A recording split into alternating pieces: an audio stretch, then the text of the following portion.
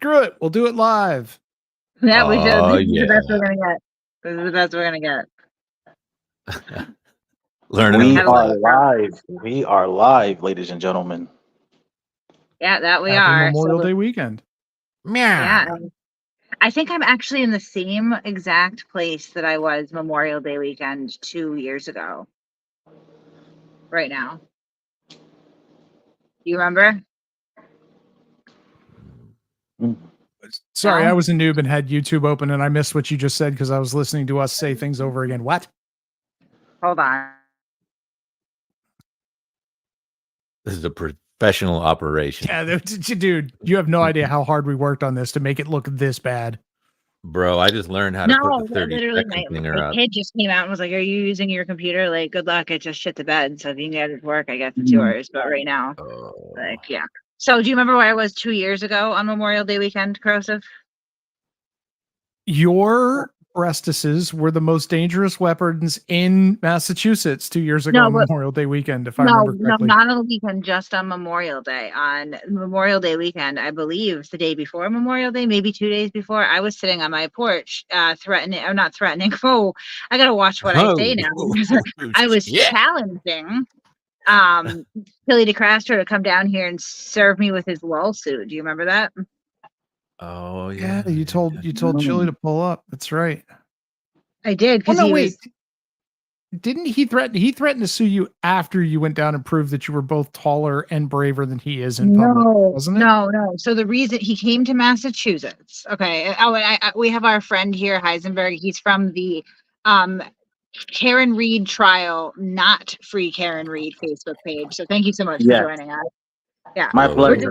Welcome aboard. Let's give you a quick rundown on the pre-Karen Reed lore, because this is kind of like, memory lane or whatever, but this is what happened, Corrosive. So I put out some of his criminal record, and he responded by saying that he was going to sue me. So when he was driving down in Massachusetts, remember, he was driving in the car, and he'd be like, "I'm going down and I'm going to serve that bitch Kate with a lawsuit. I got her address and I'm going to her house." Do you remember now? Yes, I do. Yes. So I sat right here, same place that I was this time last year, and I did the exact same thing.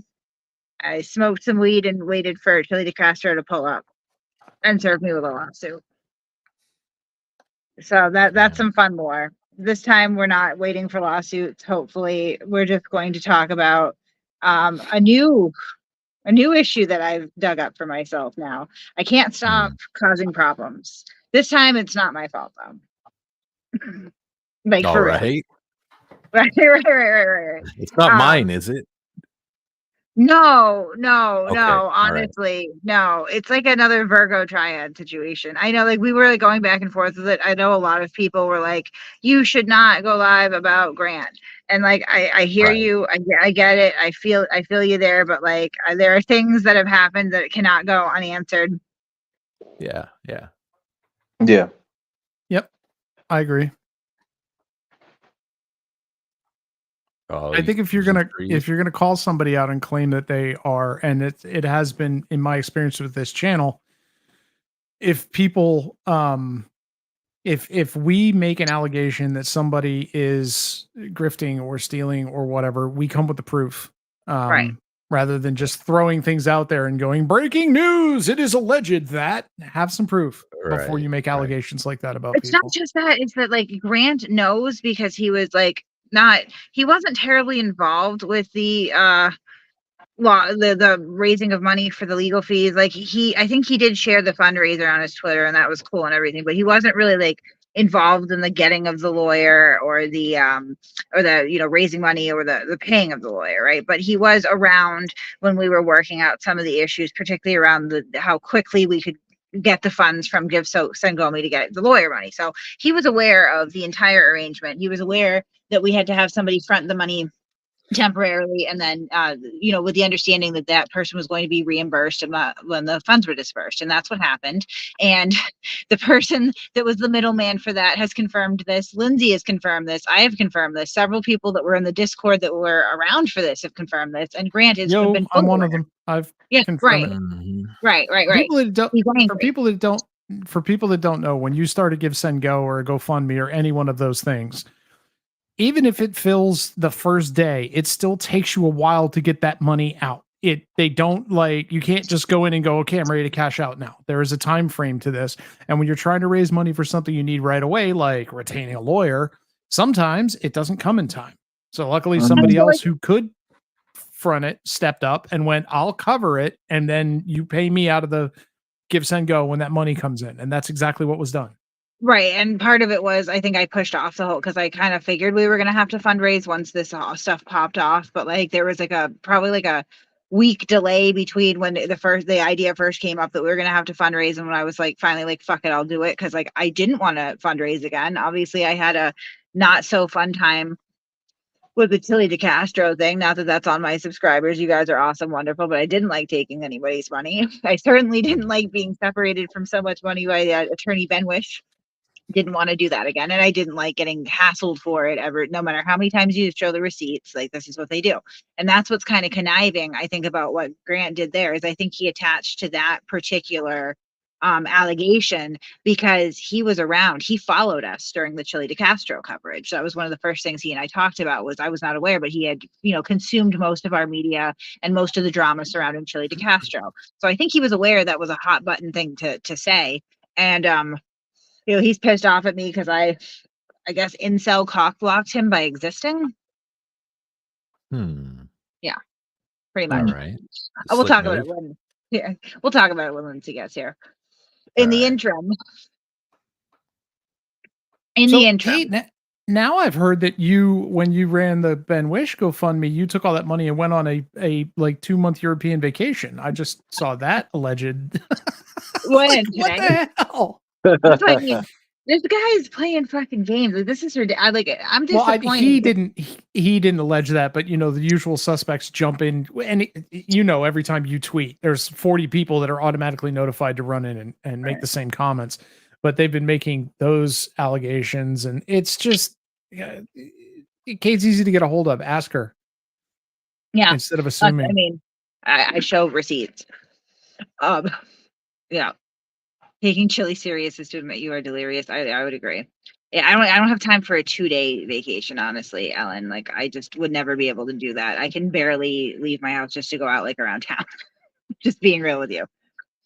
But it's not just Grant that has been touched by the case of Karen Reed. So I did want to talk about this, and I guess we can do this. Now, I know Heisenberg, you're not really familiar because I kind of was telling him about this the other night, and he hadn't heard of this, but Rekeita Law, Nick Rekeita, I just want to throw out there with people that he was one of the first larger YouTube channels that voluntarily thought that it was a good idea and followed through with platforming Turtle Boy so that he could spew this Karen Reed bullshit. Like, that's kind of like, if you map it out, that's kind of where it started on YouTube anyway. It was like, that was the first big platforming. And Nick Rekeita at least recently got arrested for some pretty serious charges. What is he facing? Like 27 years in jail now? Yeah, if you add them all up, it's one felony charge of possession of more than 25 grams of cocaine and ketamine, and 2 misdemeanor charges, 1 possession of a firearm with drugs, and the other is child endangerment. Right. Yeah, shitty situation. I do appreciate that people like the DUI guy I know is another Karen Reed grifter who is, in that law tube sphere, so seems to be friendly with or have an affinity for, or at least a respect for Rekeita Law. I just think it's so interesting how these people have been so heinous to like all these murder witnesses and their families and their children. And of course, me and my kids, harshly judgmental, Lindsay as well, right? And Rekeita just he had his door like battering rammed down so that they could pretty much raid the house, which was not in good condition, by the way. And I'm not throwing barbs here. This is to my larger point, right? So it is reflective. But they found like 28 grams of cocaine, some other substances that are probably drugs, a gun, some spent casings, like pretty shitty situation. And his kids were in the house, like for this whole thing, right? And people are being very empathetic towards him with like, oh, addiction is a disease and I hope it gets better. And like, let's not talk about this too much or like shit on him because think of his kids. And that's very empathetic and wonderful. It's just so weird how they aim that at a shitbird, like grifting piece of shit like Rekeita, and then like all these other normal people, like rules do not apply there. Right. They did find mesh. Unbelievable. Thank you, Ardnet, because I was wondering. I know that they in the I'm not sure if it was maybe the probable cause affidavit, right? It is arraignment. They were somebody was reading it off, and they found like a brown substance that was untested, so they weren't sure what it was. So it actually gets even worse. This dude's a lawyer. Remember, he is a accredited and practicing lawyer in the state of Minnesota or Montana or whichever freaking state he lives in. It's one of the M's. And they showed up to his house because they had a welfare check on the children because somebody had called it in and said, we think there's an issue. They banged on his door. He said, I'm a lawyer. Come back with a warrant or don't come in at all. So they left to get a warrant. And in that time, the brilliant heads in that house didn't go, they're going to come back with a warrant and search this house. Flush Maybe the we should drugs. flush the damn drugs. Or they did, and they just had a shit ton. Like, I was wondering if it was like distribution at some point because of the amount, but I know, like, I don't really follow Rekeita law that closely, especially not since he fell off the rails, because, like, I don't even think that he's funny when he's drunk and a mess, honestly. I don't find the humor in it. It's just kind of, like, depressing to me, so, like, whatever. I know he's a shitbird, but, like, there's only so much human suffering that I can find to be, like, semi-amusing before it just gets sad. Well, But I haven't seen a few. He was a fucking mess. Like that's definitely like maybe it's distribution and addiction, but there's definitely like Rekeita kind of peaked with the Rittenhouse and Johnny Depp coverage, but a while ago, Rekeita kind of screwed up in that he called somebody probably one of the worst things you can call someone on the internet. And right. He stated matter of factly, this person, and the guy's name is Monograph. He said Monograph is one of these. Now, Monograph had already sued another YouTuber and won over this allegation. And Rekeita went, if I remember correctly, he did something like that shouldn't be a lawsuit, blah, blah, blah. So Right. Monograph Literally sued him too. Human. Right. And instead of taking the loss and issuing a public apology and possibly offering a settlement, he went, I'm a lawyer, I'll fight it. And he had recently had this motion that he had in that was supposed to win the suit for him, and it didn't. It did the opposite. And so he has been on a drastic downward spiral ever since. From those who watch him, said once that motion didn't hit, since then is when he has been pretty much perpetually drunk and high on every live stream. Yeah, it was a quick decline. Speaking of lawsuits, especially with this case, people are afraid to state their opinions because they're afraid of being sued or being sought after online. By whom? Yeah, I mean, people are definitely afraid of being doxxed. Yeah, it's especially here, in our group. It's people are saying, "Wow, this group is a fresh breath air," and it just did like the same. Thank God I can state my opinions about being harassed. And it's just, is this what it's come down to? That if you say one, what I'm saying though is that's where it started. So like the genesis of this started with Aiden Carney of Turtle Boy Sports and Nick Rekeita of Rekeita Law, and they're both facing some pretty serious charges right now. I mean, different circumstances, obviously, but it seems to me that Karen Reed was really born of two drug-addled grifters. Free Karen. You mean free Karen Reed, not Karen Reed herself. I don't know. Maybe. I can't speak to her family history. I don't know. Right. So other than that, her family looks like it was drawn by by Matt Groening, the creator of The Simpsons. Those people all look like Simpsons characters. So Heisenberg, how long have you been in the group? I would say I've been in the group for about a couple months so far. Okay. And the way I was put into the group, I was just, commenting like everyone, and then I guess Kay, she commented on mine, and that's how we all linked up. And then, but with here, we even have free Karen Reed members in the group, and they're not acting all crazy. But over there, you go over there, you'll see a totally different atmosphere. Totally different atmosphere. People over here they're more than welcome to state something if they're on the fence about something, and they don't have to worry about someone coming after them with pitchforks. Yeah, I mean, I see them get called stupid sometimes. I've been trying to be on my best behavior too, but it's hard when you come in and I've seen some ridiculous things from like the different Karen Reed groups. At one point, somebody floated the theory that perhaps the reason that Karen Reed doesn't remember anything is because the McAlberts collectively roofied her. Yeah. That's the new bullshit going around. What? Oh Yeah. my god, dude. Come on. All right. The new bullshit. They're grasping at straws. Every time there's new testimony, they alter their fantasy so that they can encapsulate the new testimony, which is exculpatory for everyone but Karen, and go, this is actually proof that they did it. And I would like to just say before we introduce the guest of the show, another guest, Miss Lindsay, she just came in. Is that on that crazy day, she asked the firefighter how long someone can survive in the snow without a jacket, and then she asked Jennifer, Google this question of hypothermia in your phone, and she did that. So that means Jennifer McCabe typed that question after his body was found.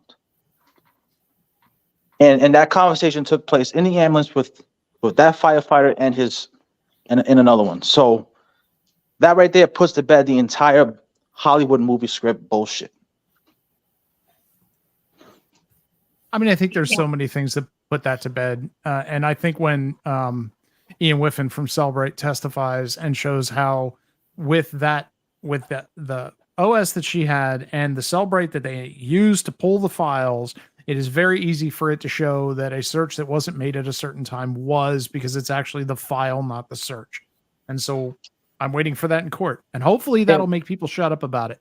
But I'm sure they will just turn around and go, he's in on the conspiracy too. Celebrate's part of it. And here's the dumbed down version, the non-technical version, is that at 2:27, she picked up a phone, opened up a window, typed in a search bar about basketball, and then she put the phone down. But she left that window open.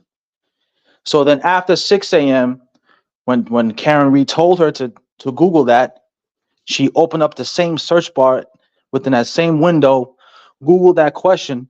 So when you extract the information, it reverts back to the original timestamp because it was the same window. That's the confusion. So the jury is going to get the technical and non-technical. And when they get the non-technical, she might as well just say, just start thinking about a plea deal or a deal when you're found guilty, because she's not getting past that or the forensic evidence against her with the microscopic pieces and everything. Yeah, I think there's a lot coming there, and I mean, it's just getting ridiculous. And I know there's some rumors floating around now that the judge may be getting, threats. Oh, it's not really, it's confirmed, but as far as what's Sounds like everybody's getting threats. I think everybody. This trial's driven me nuts too. I understand why Lally's doing what he's doing, but Jesus Christ, I don't need another. How much, if any, snow did you see? Where, if any, were the tables placed in the bar? Once you've got 12 people laying that out, I think I know why they're doing it. It just drives me nuts. I'm like, moving on. This doesn't need to be 3 hours of testimony. Right. Once the experts hit, it's going to come fast and furious, and that's when people need to be paying attention. And to your point, Corrosive, I'll just add with this. Yes, this has been drawn out. Yes, the Commonwealth had to spend 13 days practically to get through all the bullshit, because officially the real trial, actual trial, started with Jennifer McCabe's testimony. And now we're getting into all the good stuff. And all of this was done by purpose to delay the actual trial. But now we're here. And now we're going to get into the real meat and bones of this whole thing. But on that morning, and this is the last thing I'll say in regards to this. On that morning in his driveway, we saw the broken taillight that morning when the police officer did the welfare check. Well, that right there, it's even more as clear as day as to what it looked like. But they can't, and this was before they took her car. So, yep. Sorry, Lindsay just texted me and said I think one of her. Oh my God. She's not waking up any children, Lisa. She's taking care of dear Lord. Sorry, guys. Hey, Lindsay, welcome. Hi, thank you. How is everybody? You know, it's been a day. Yeah. My evening is good, or something, or of that nature. Some kind of face. How do you do? Exclamation point, question mark. I'm in the blue bubble. And I was like, what are we doing here? I was trying to suss it out. Yeah. Those were some sexy messages, huh? So you say that I am hot. By what do you mean when you say that to me? I mean, I'm going to be honest. Guy. I appreciate Higgins like providing that information. He didn't even have to provide that.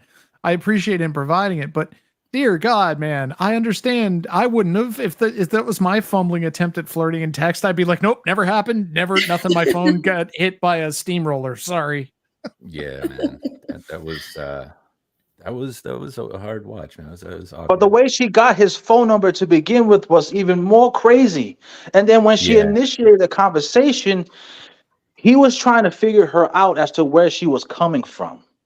Right? He was trying to figure out if the relationship was ending or she wasn't there at the end yet. And then in different positions, she like kind of manipulated it from different angles. So it's like pulling him in different directions and giving him love bombs like, oh, we're the same kind, blah, blah, blah. You know, it could play with a man's mind in that type of, you know, strategic way of handling a conversation. But it was weird, man. I mean, it's kicked off with, hey, it's me, Weed Whacker. Like, that's a weird sort of start to shit. You know, don't confuse me with my sister Garden Weasel. It's just an odd, like, foot in the door. And then you go from that to, you know, so like I've said, man, it's like a villain speech. You know, you and me, we're a lot alike. It's like, I'm trying, I don't even know your last name. What the fuck are you saying to me? You know? Yeah, real slick, real fucking slick. And oh, I heard your father passed away when you were a kid. That's a nice opener. I know that's slick as hell. You know, god damn, the whole thing was bizarre. You know, yeah, I don't know. It's just the way it all got handled. It's just, you know. And the thing is, what we really found out with those text messages is that she was miserable, right? And the kids played a role. Right. And look, I don't have no kids, but you know, if you're interested in a man or a woman, that person comes with a package deal. And the thing is, you know the situation, you went into it, you couldn't have John all to herself, and I think that just infuriated her. So if she was so miserable, she should have left when she was requested to do so, but she didn't. Absolutely. What about the comment? You know, I could handle. I mean, I'm paraphrasing, right? But I could handle the cheating, but it's the kids that are the issue. Like, you know, that was I really feel for the kids. Yeah, of course. You're trying to present that. You know, I'm in on this partnership, and we're taking care of the kids. Isn't John great? But so am I. I'm there with them. But you don't feel that way. Like, just why bother? You know, that's a family. You don't need to be a part of it. That's very strange to me. Yeah. You know? She had every opportunity to leave before the unfortunate incident. She had every opportunity. He told her to go, you know, but she made it about herself. Mm-hmm. And the thing is again, she knew she couldn't have them all to herself. And I just feel, having she left when he told her to, we wouldn't even be talking about this right now, in my opinion. Right.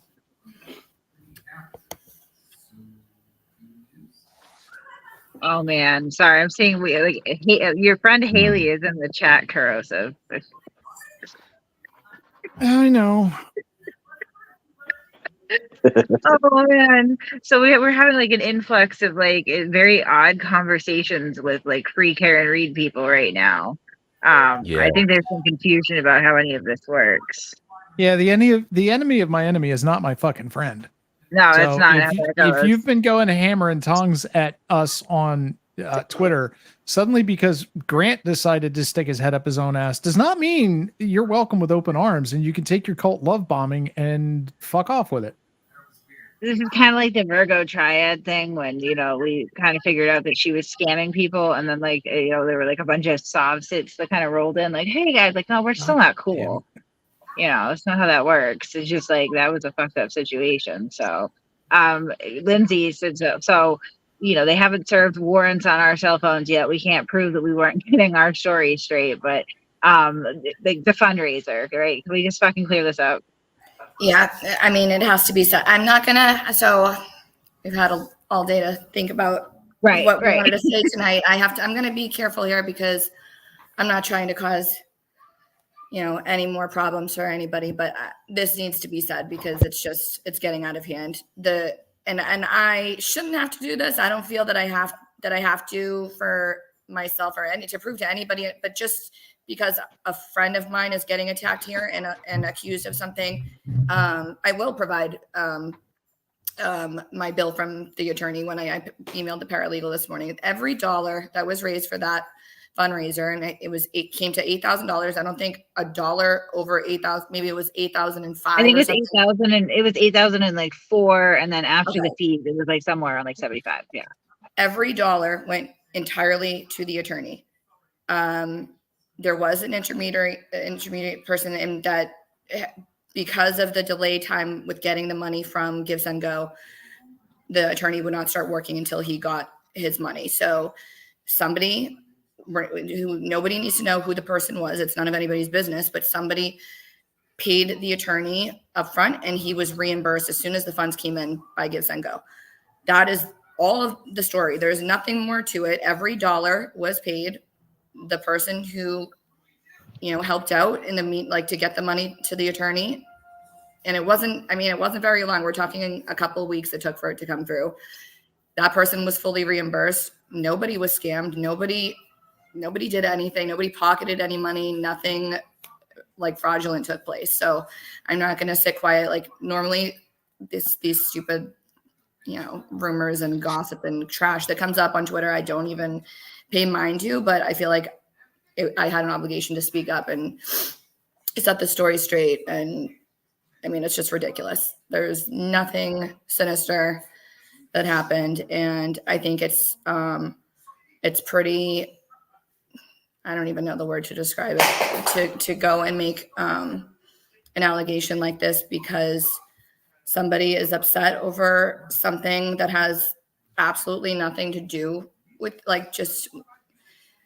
I'm trying to mince my words because like I said, I don't want to cause more problems, but it was extremely childish to go and take this to the internet and broadcast stupid. Nobody cares. Nobody cares about any of this drama. It makes you look foolish. It makes everybody look like, what are you doing? Like, we're all adults. You're bringing this stuff, pouting on the just that's it. Like if you have a problem, handle it with the person directly. Like, there's no reason to run to Twitter. There's no reason for anybody to be going back and forth, and it's just gross. I don't know. So I just had to come and say, so everybody could hear it from my mouth, and I will be providing that bill from the attorney as soon as the paralegal responds to me because this is just nonsense. So I just needed to set that straight. Yeah, thank you. I know. I calmed down too. I was actually going to be really guns blazing, but I'm a lot more. I smoked a little weed and I'm cool. I'm not gonna. All right. I went crazy. Right? No, I did. That was bullshit. And I understand I pissed some people off, but listen, when I see something that's not copacetic, enough. I know. When I say nobody cares, first of all, if you're under a fake account pretending to be somebody else with a fake picture and you want to post novels about me and my life and pretend you're not going to get any attention. That's you, Haley. If you're not, you don't even have the balls to present yourself as who you are. You're going to go under a fake account and try to attack me. And when I say nobody cares, I mean, nobody cares about me. You guys are the ones trying to make me relevant and bring me into the story. Nobody cares in terms of Karen Reed and John O'Keefe and getting justice for John O'Keefe. I am not a character in this. You guys are making me one, so that's fine. So Like, you want to say that I want the attention? No, I don't. You're the one bringing the attention to me. So when I say nobody cares, I don't mean nobody cares about. Nobody's getting scammed. I have no problem. I haven't. People that think that I have benefited from any of this circus, which is a circus because you all have made it. Not your fans. I know. But like these trolls here. Like, I don't even want to say the name because it's not even her name, because she makes a fake account and thinks that, nobody cares about you. Nobody cares about me. This is nonsense. We're all here because of one reason. John O'Keefe, justice for, like, I am insignificant in all of this, and I'll provide the receipt, and then it's going to be a dead issue. That's, I don't know. I said I was going to get, but now I'm getting pissed off seeing this person who wants to hide behind this fake account, who we all know who she is, but. Well, maybe. I mean, I don't even know. I've given up on all. Like, I mean, I don't really care. It is just bullshit on Twitter. I got a little bit too, like, I was a little bit too mouthy on Twitter. I got some shit for it. I just want to, like, I'm going to just say it, like, point blank, though. I do not believe that Grant is so mentally disabled that he is not responsible for his own behavior. Like, just so that we're clear on that. So I do not feel like I am punching down on someone below me at all. Like, this, like, his behavior has been inappropriate, and I'm calling it out. I kind of did it sooner, but more out of concern for him, because I saw that he was starting to, like, alienate himself and kind of go off the rails. And, like, also, yeah, I, like, wanted to distance myself. I liked Grant at first. I trusted him. I was appreciating what he was doing. And then I watched him veer off. Like, I mean, if you're going to be a train wreck, stay at home. That's what I do. Okay. Like, because I know that, like, my presence at these things is going to be a hindrance and not a help. Right. So I don't do that. Right. Like, it's just like, keep the circus elsewhere. So, like, yeah, I wanted to distance from that a little bit, but, like, nothing personal. Like, now at this point, like, after everything, like, I'm all set. Really, honestly, like, it was pretty gross to make up such, like, a malicious lie that he knows is a lie. Like, all this stuff, like, he's been aware of it from the jump. So, like, I think Grant caught main character syndrome. Like, if you go back and look at the beginning when he was first starting to cover this, it was real straightforward tweets like blah blah blah blah blah happened today. I'll update as I can find it. And then it turned into, I am but a humble towel here to report for you on the Karen Reed case. And there was a little blurb of information. Now it's breaking news and flashing lights and the person testifying paused. A hush fell over the courtroom. Birds fell out of the sky. Babies started to cry. The jury wept. He said he sent a text message. It's just gotten completely ridiculous. I don't know what's going on with Grant, but Grant, it might be exhaustion. He said he's visited with the doctors a couple of times in the last few days on Twitter. You maybe should go back and talk to him again. I'm just saying this is clearly not good for him. I'm just sick of people pretending like you want to act like you care about me, but then you run to Twitter and say stuff like, like, if you care about me, if you think something then come to me. Why are you bringing it to the internet to a bunch of people who are just in the comments to trash me? And, like, that's not being a friend. And that's where I put my foot down, and that's enough is enough. That's, I was gonna say, this whole trial, it's really gonna test a lot of people in there who want to cover this, because you're gonna have to go the whole mile here. We had a juror who had to get some fresh air because of heat exhaustion. This whole thing is gonna be really, really tough mentally and physically for some folks in there. But I think in the end, I think they will prevail. I think they know how serious this is, but yeah, that's why the courts exist. When you got the proof, you got the paper trail. There's no need to stress, but it is always good to set the record straight at the end of the day. I think you're right. This trial is putting a lot of stress on different people, but there's also a lot of people that have come into this with various motives, and they're not all innocent. I mean, a lot of advantageous motives, right? I mean, you see it everywhere you look. It's all over. There's a lot of people that are trying to build their YouTube cred on this. Hell, the Court TV is trying to build their cred on it. Why the hell else would they have Nick Rocco on every night for a week? Or and don't get me 'Cause wrong, he's I don't better than dislike. Turtle Boy. That's why. But I don't dislike His Kevin. arms but are they have, bigger. They have Kevin up there too. Lift I'm boy. like, these people are not. Kevin's great. They're not legal commentators. They're random YouTubers. And Well, Rocco's still not have even a perspective. YouTuber. He's a Right, random he'll still have agitator. perspective. He's not Aiden Carney, and that's what they want. And I think that's fine. He's representation of this, kind of crazy mob. He's probably, I mean, he lied on court TV and said that he's never harassed anyone. Like, that's not true. There's video. But, Yeah. I believe that you at least, had a little bit of a clerk magistrate's hearing over the conduct. So probably wasn't like tip top, like whatever. Far be it for me to judge. But, really, he's the most mild out of all of them. So like whatever. I mean, I see people in the chat right now. I think somebody just said like, why is so and so here? He's an agitator, and like I just let everybody chat. Like, they're gonna shit on me too, and that's fine. Like whatever. So it doesn't bother me that much to have people have like these conversations, but on like a network TV like court TV, they don't want this kind of drama, so they have to really curate and pick the kind of the mildest and the most presentable people that they can to represent this weird phenomenon. I think that Nick and Kevin I think it's a good choice. And he doesn't have indictments. Who else are they gonna have? Tom CPU? Oh my Yes. God. Yes. Oh my God. Yes. Put Tom I on. stole your phone Cowan. data guy. Cowan was dressed so beautifully today walking into court. Someday maybe I can sit behind her in court. It'll be amazing. And then I won't have to stand outside and film everybody's butts. He would sniff her hair. He would like sit behind her. Just like I could just absolutely see Dude, that. you It's can see weird. he would do that when he was following her. He would try and get right up behind her where her hair was drifting behind her. Like, I love you, Cowan. He's so creepy and weird. Flowers and yeah. Just That's let what me tap these your people phone have for a second. exonerated her based on like how she shows up to court looking and what they think about her smile. It's crazy. Like, It's absolutely crazy. weird.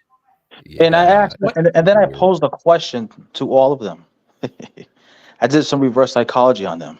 I said, all right, let's put the shoe on the other foot. Let's say Jennifer McCabe was the one on trial, and she said the exact same statements that Karen has.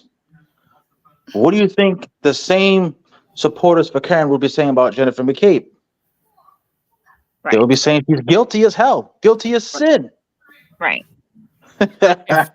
If Karen looked like any of the people in Free Karen Reed that are supporting her, they would be demanding she be dragged out of the courthouse and hanged on the lawn immediately. But one Right. thing that makes me happy in my little heart is when I check in with Tom's stream to see who's gathered there, and every day it's one less person clogging up the sidewalk in front of the church. When it was first going on, before they moved him back, it was 80 to 100 people. Now it's like 14. So it is dwindling as time goes on. It dwindled down, really? Yeah, there's Oh, not that many shit. people. It's enough that they can pretty much tailgate on a pickup truck and watch the court case now. Oh shit! Well, that right there must say something. They must know that it's starting to fizzle down. That it's not really going to be what they thought it was going to be, and that's why we have courts like this. Shit always gets straightened out, and I just think they know the jig is up. For the people coming in late who are asking what happened with Grant stripped a couple of wires and he posted on Twitter that there was malfeasance with the GoFundMe, the Give Send Go for Lindsay's lawyer, that the money was never given to Lindsay and it was never given to the lawyer and somebody else paid for the lawyer, and it's completely incorrect.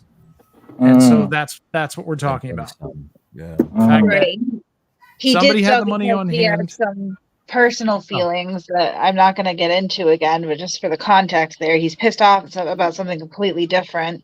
And quite frankly, and I can only speak, but so am I, because of like a pattern of conduct. And I'm not going to lead into it. I'm really not going to say anything, but there is some additional context there, so that it doesn't look like we're just making a mountain out of a molehill, like he's just being crazy. Like if he was just spouting off some crazy shit and I thought he actually believed this, like I really wouldn't probably comment it at all. I just would have been like, all right, buddy, like. But I know that there's some like malice behind it. And that's pretty shitty. Oh, he's his own worst enemy at this point. There's really not a lot that can be done, He'll just say what he says, and his credibility's gone to shit. But I think the real story, what's going on with, so now I've heard rumors about, what's her name? Courtney Healy. Yes. What's I going on love with that? so it's more it looks like more turtle sex cult drama, but I can't No. So post it she's out. been hooking up with Nice. Aiden behind Meredith's back. Come That is on. so fucked up. That's what it looks like from there's like a Twitter exchange. There's a lot of fake accounts involved, sucks, and no? they're all like denying that they're the person that the other account is accusing them of being, but then also doing things that would seemingly confirm. Like it's a very personal issue that's manifested between Meredith and Courtney Healy. At least one of them is running their mouth on Twitter, probably both, but they're fake accounts, so I can't tell. We know for a fact now that Meredith is Cheeky Reddington. Yes, well, that's what one At of least them Yeah. was part-time. saying. At least part-time. I think she probably shares it with Aiden, but we saw some pretty interesting screenshots. And you know what's wild about that is Courtney Healy wasn't she like knighted as a paralegal What? at one point so she could talk to him in jail? Is like I'm not crazy, right? That Got, like happened. 60 phone calls or something like that. Yeah. Was she Was one she of the part fake of that? paralegals? It was her and Altman, wasn't it? Right, but this is a detail. Altman This admitted is- it was all Courtney. Right. That has come out. That is fascinating too. So, like, yes, the Courtney Healy. It's literally like I was watching a show about the cartels, like in Miami in the '80s, whatever, like back and forth from Colombia and whatnot, and they had this segment about like there was a sleazy lawyer practice where like all of the girlfriends and like the drug underlings would just go in and sign a paper and say that they were paralegal so that they could have like unprivileged contact, right? And it's like pretty much the same thing that Aiden did with his sex cult in jail, which like I did watch his last hearing. Bradel crying again about like I've been harassed and doxxed is like the Oh, that craziest was yeah. insane. I've ever That seen. was insane. He's like, my personal phone number got out. Somebody hacked my Facebook and left me nasty messages. Nobody hacked These- anything. Dreidel is the two- biggest drama queen. Like Yeah. oh my God. It is bizarre. All of the other attorneys talk shit about him. Nobody likes him. They think he's a joke, which he is. And he wants to mention the word drama. I can't even with Bradel. He's such a joke. He is just a joke. I'm sorry. He was sending emails back and forth with prosecutor Mello, right? Pretty much saying like, screw you, my client has all of his victims' information now, and it's our First Amendment right to publish it. So I've told him that he can, and don't tell me that he can't. Like that's literally pretty much what Bradel said. Like, yeah, pretty much my client is going to publish all of this information, whether you like it or not. Which We're he going to did, stop and which he lied in court and told the judge, we haven't Right. disseminated, we haven't looked at anything. Right. After your Right. client already published it all on 3 YouTube streams and multiple social media platforms, please. Right. I mean, and then he has the gall to cry that his phone number ended up on a legal document. The funniest part when he's like, and my client has been charged for the same conduct. Like, no, Bradel's client put murder witnesses information on the internet, and Mello just wrote down a pertinent phone number in a court document. Like, he published it to the court, not to Twitter. Like, it's unbelievable. And It's then fucking bizarre, man. to cry about how they suffered for having their phone numbers put out. Suffered. Yeah. I guess you Well, really I mean- can't say, yeah.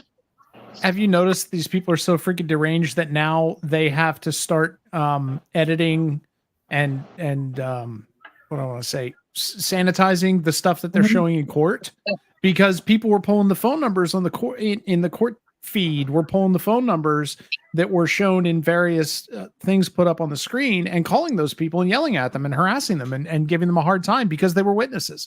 So that's why they now have to use redacted copies of everything. Because those freaking animals, like any phone number that pops up there, they'll call and start leaving threats and harassing messages. It's crazy. Yeah. I've never seen anything like this in real time when witnesses are speaking and then they're receiving that stuff. Mm-hmm. It's so bizarre. And I don't know. I think the state of Massachusetts, given what's been going on, they got to put in a law that says any witnessing of a case, like, you know, in cases like this or whatever, whoever is a witness cannot be harassed of any kind, before, during, or after. You got to leave them alone. And if you're caught harassing them, you will be charged. Well, I mean, these people are living in fear every single day, even after testifying. we have that law. Well, the Commonwealth every state has that law or some variation thereof, and someone has been charged for doing that. I think it's like 19 charges at this point, isn't it? Well, I'm glad you clarified that, because something has to come down.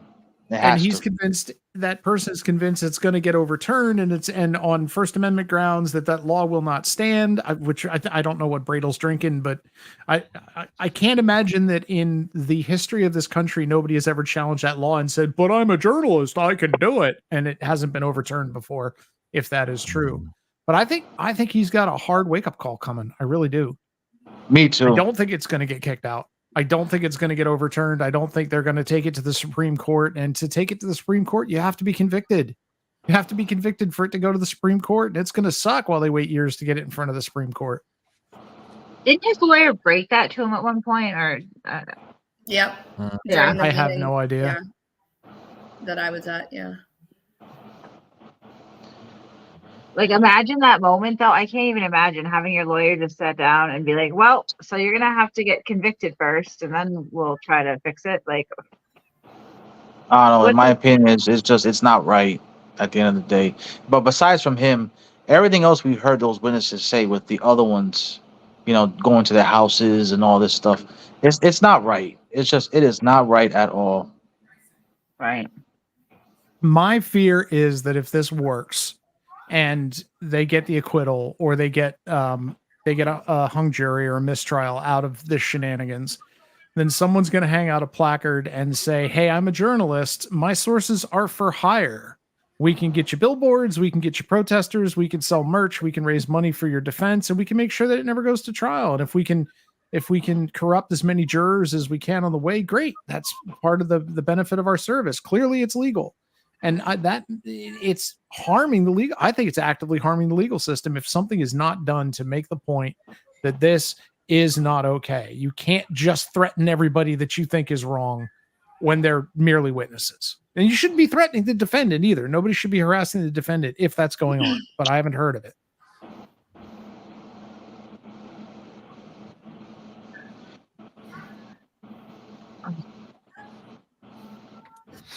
Sorry, I'm Yeah, contemplating actually blocking Haley right now, which I usually don't do, but she's annoying me.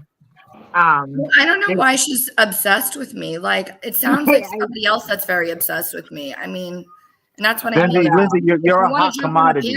If you have any questions about my vehicle that I drive, which is bizarre in itself, like, hop on the panel. I'd be very happy to answer any questions you have. Show your face. Stop being a coward, hiding behind a fake account, because we all know who you are. Jump on the panel and let's talk. I'll answer any questions you have.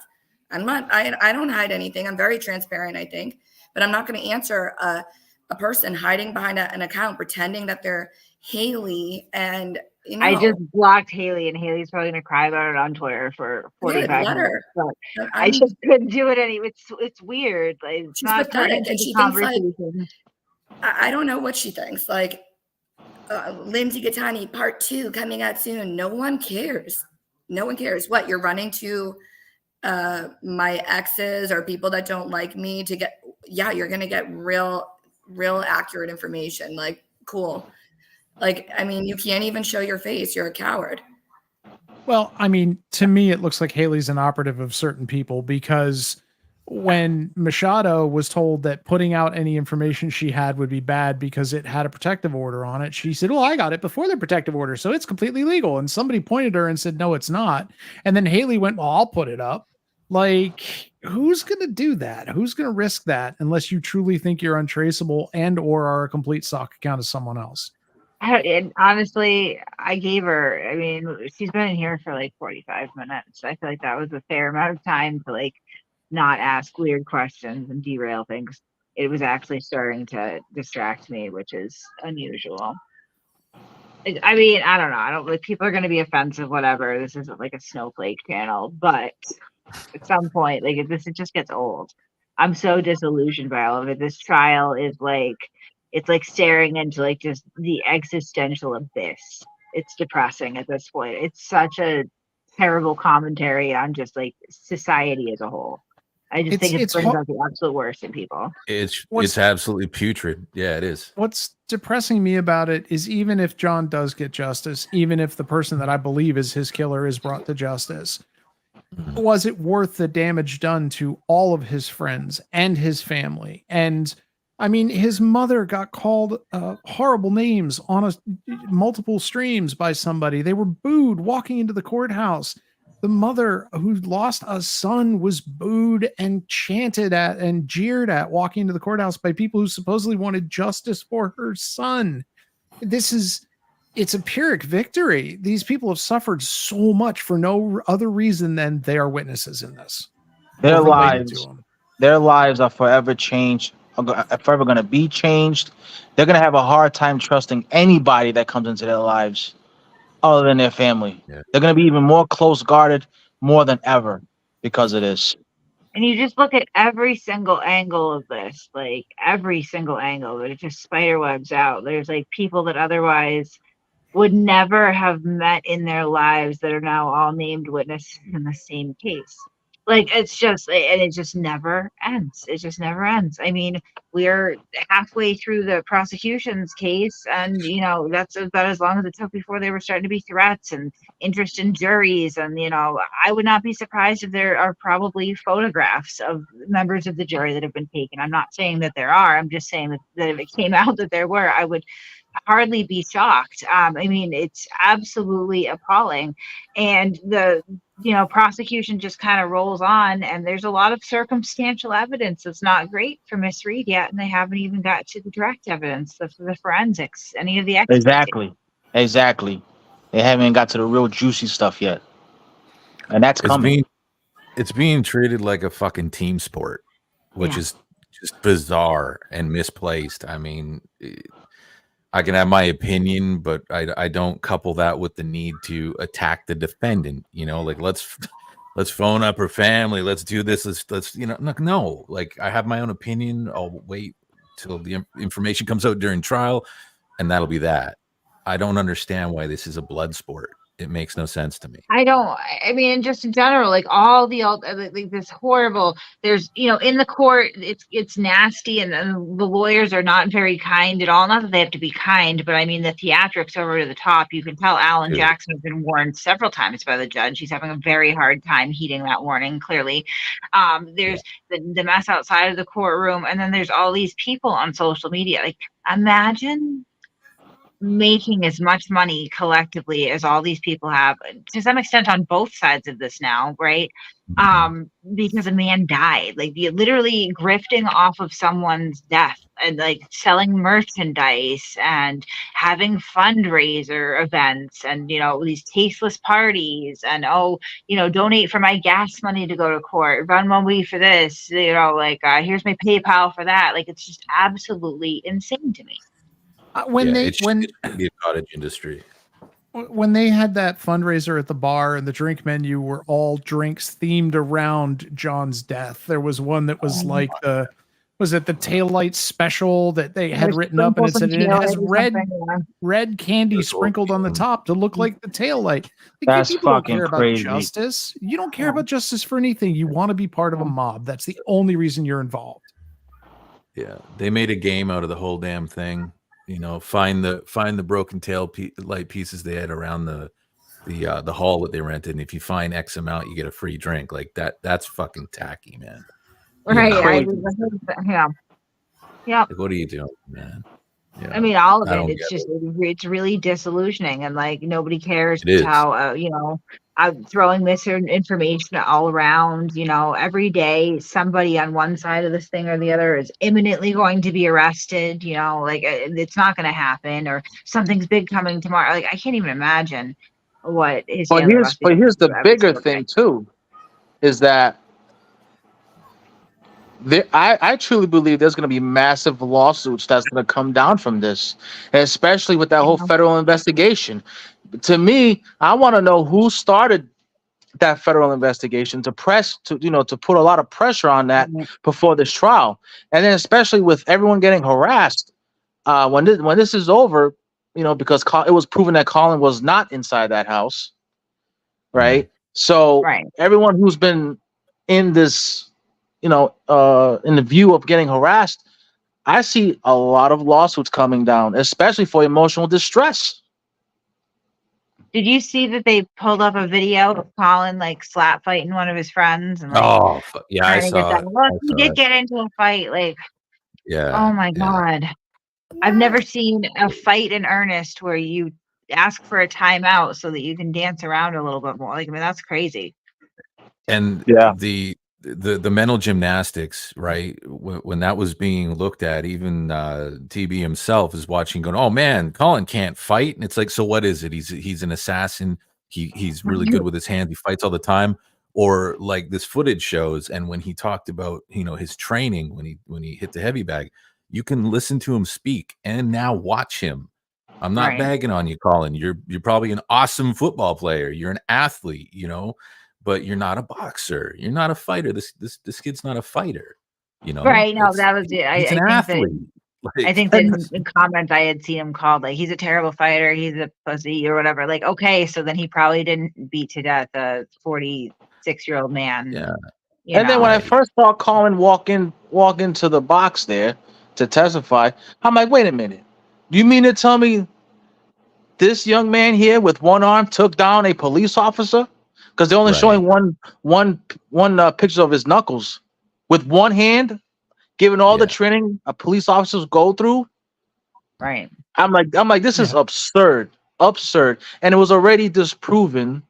I think between February 9th or so is that's when his knuckles were show those little scratches. But I said, but if you're gonna get into a fight, your knuckles are gonna be more damaged than that. Yeah, it's different. It's not just the first couple layers of skin, like a friction burn on a bag without wraps. It's not like that, right? Like you're saying, there's going to be contusions between the knuckles. It's not. No. Yeah. People don't. His knuckles weren't even torn up where they actually would be if you were punching somebody. You get them right across the front of the knuckles, not above them. Like above them is weird. I don't know what the hell he scraped his hands up, but I know he's a football player, so who knows? Exactly. I mean, tell me you don't understand fighting, without saying it. These people are clueless, right? Like, it's just so much bullshit. But they'll see the movie Kickboxer. Anything. See the movie Kickboxer with Jean-Claude Van Damme. Look at his knuckles when he takes off the wraps. That's how they're supposed to fucking look. I don't remember who that was. It Jackson? Was it Jackson Unetti that was like, so do you punch a punching bag in the gym? Yeah, well, that makes you a boxer. That's boxing. No, it's not. It's punching a punching bag. That's not boxing. Boxing involves somebody hitting you back. That's crazy. I mean, probably only the oldersons will catch this one, but like Taibo does not make you an MMA champion, right? Like it's not the same shit. Yeah. Buy the Billy Blanks training dummy and you'll be able to wipe anyone on the street. Yeah.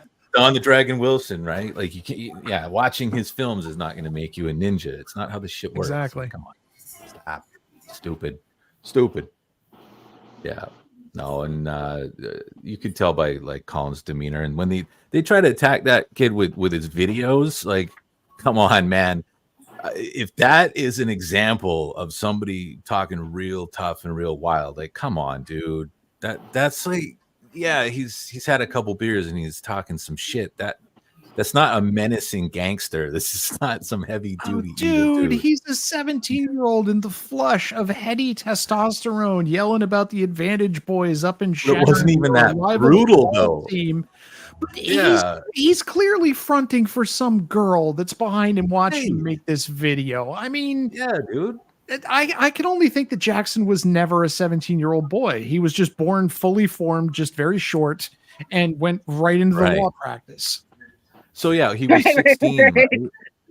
He was 16. Has no dude at 16 ever said, "I'm going to kick your ass" or any kind of that shit talk, of course. But even with that said, what he said, and he's drunk, you'd think he might be a little wild or more loose with what he's saying, right? Because he's really, like you said, he's young, he's hyped up. The stuff he said wasn't even that brutal. Oh, he said, "Pull up and I'll kick your ass." I've had a 50 a 50-year-old man on YouTube who lives in Texas, only has one leg and moves via a scooter, tell me to pull up, he's going to kick my ass. I mean, in this day and age, that's like good morning. I mean, it's not threats. Yeah, you monster. I jump on the internet anywhere, right? Like MC. Remember when MC Nemesis went on a whole thing about how he was going to shoot me in the head and then double tap it to make sure I was dead? And like, do you remember that? He was going to shoot me too. Yeah, I was just saying.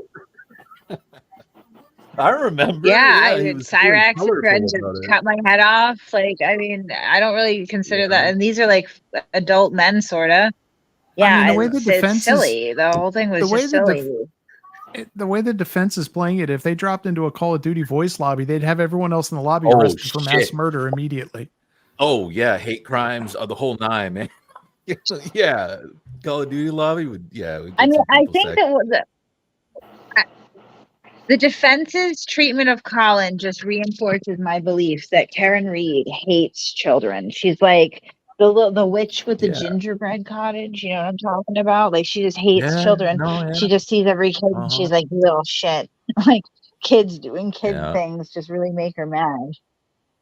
Hey, she's cool if you cheat on her. Just don't ask her to, do mom shit. Like, what did we find out from the testimony the other day? She's not a fan of kids, she's not a fan of dogs, and she's not a fan of old people. So right.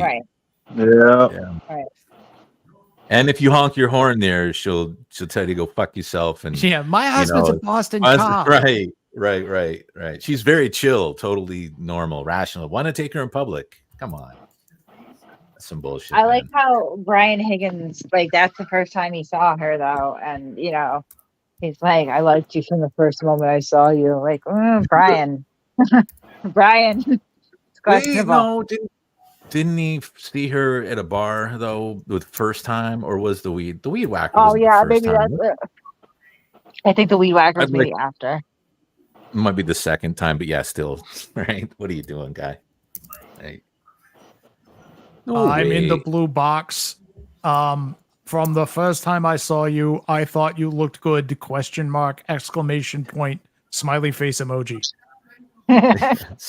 Some kind of face. Some kind of face. Yeah, that's what sticks in my head. I can't stop thinking of that, right? The real deal, weed whacker, some kind of face, whatever. You're hot. Are you messing with me? I don't want to shit on the guy too much though, because I think like I'm not shitting on him. No, but his delivery was hilarious. Yeah. It inspired it. I had a fun time just riffing off that. That is in no way my opinion of the as him as a man, as a person. I'm sure he's cool as shit. Well, no, I just honestly, like, I went into it and I'm like, I bet this guy's gonna come off like a huge scumbag. It was what I was anticipating, right? Just because of like the nature of his involvement in this, with the being the potential other man with it. But I think that like he came off a lot more genuine and like less of a scumbag than I thought. Like, still, like, it's questionable. You should not do that to your friend, but he was trying to suss it out and make sure they were actually done. And I suppose like it wasn't like one of his best friends. And what was also known too through all the fucking theatrics with fucking Jackson is that towards the end, Higgins dealt with his previous phone after that order was denied. Exactly.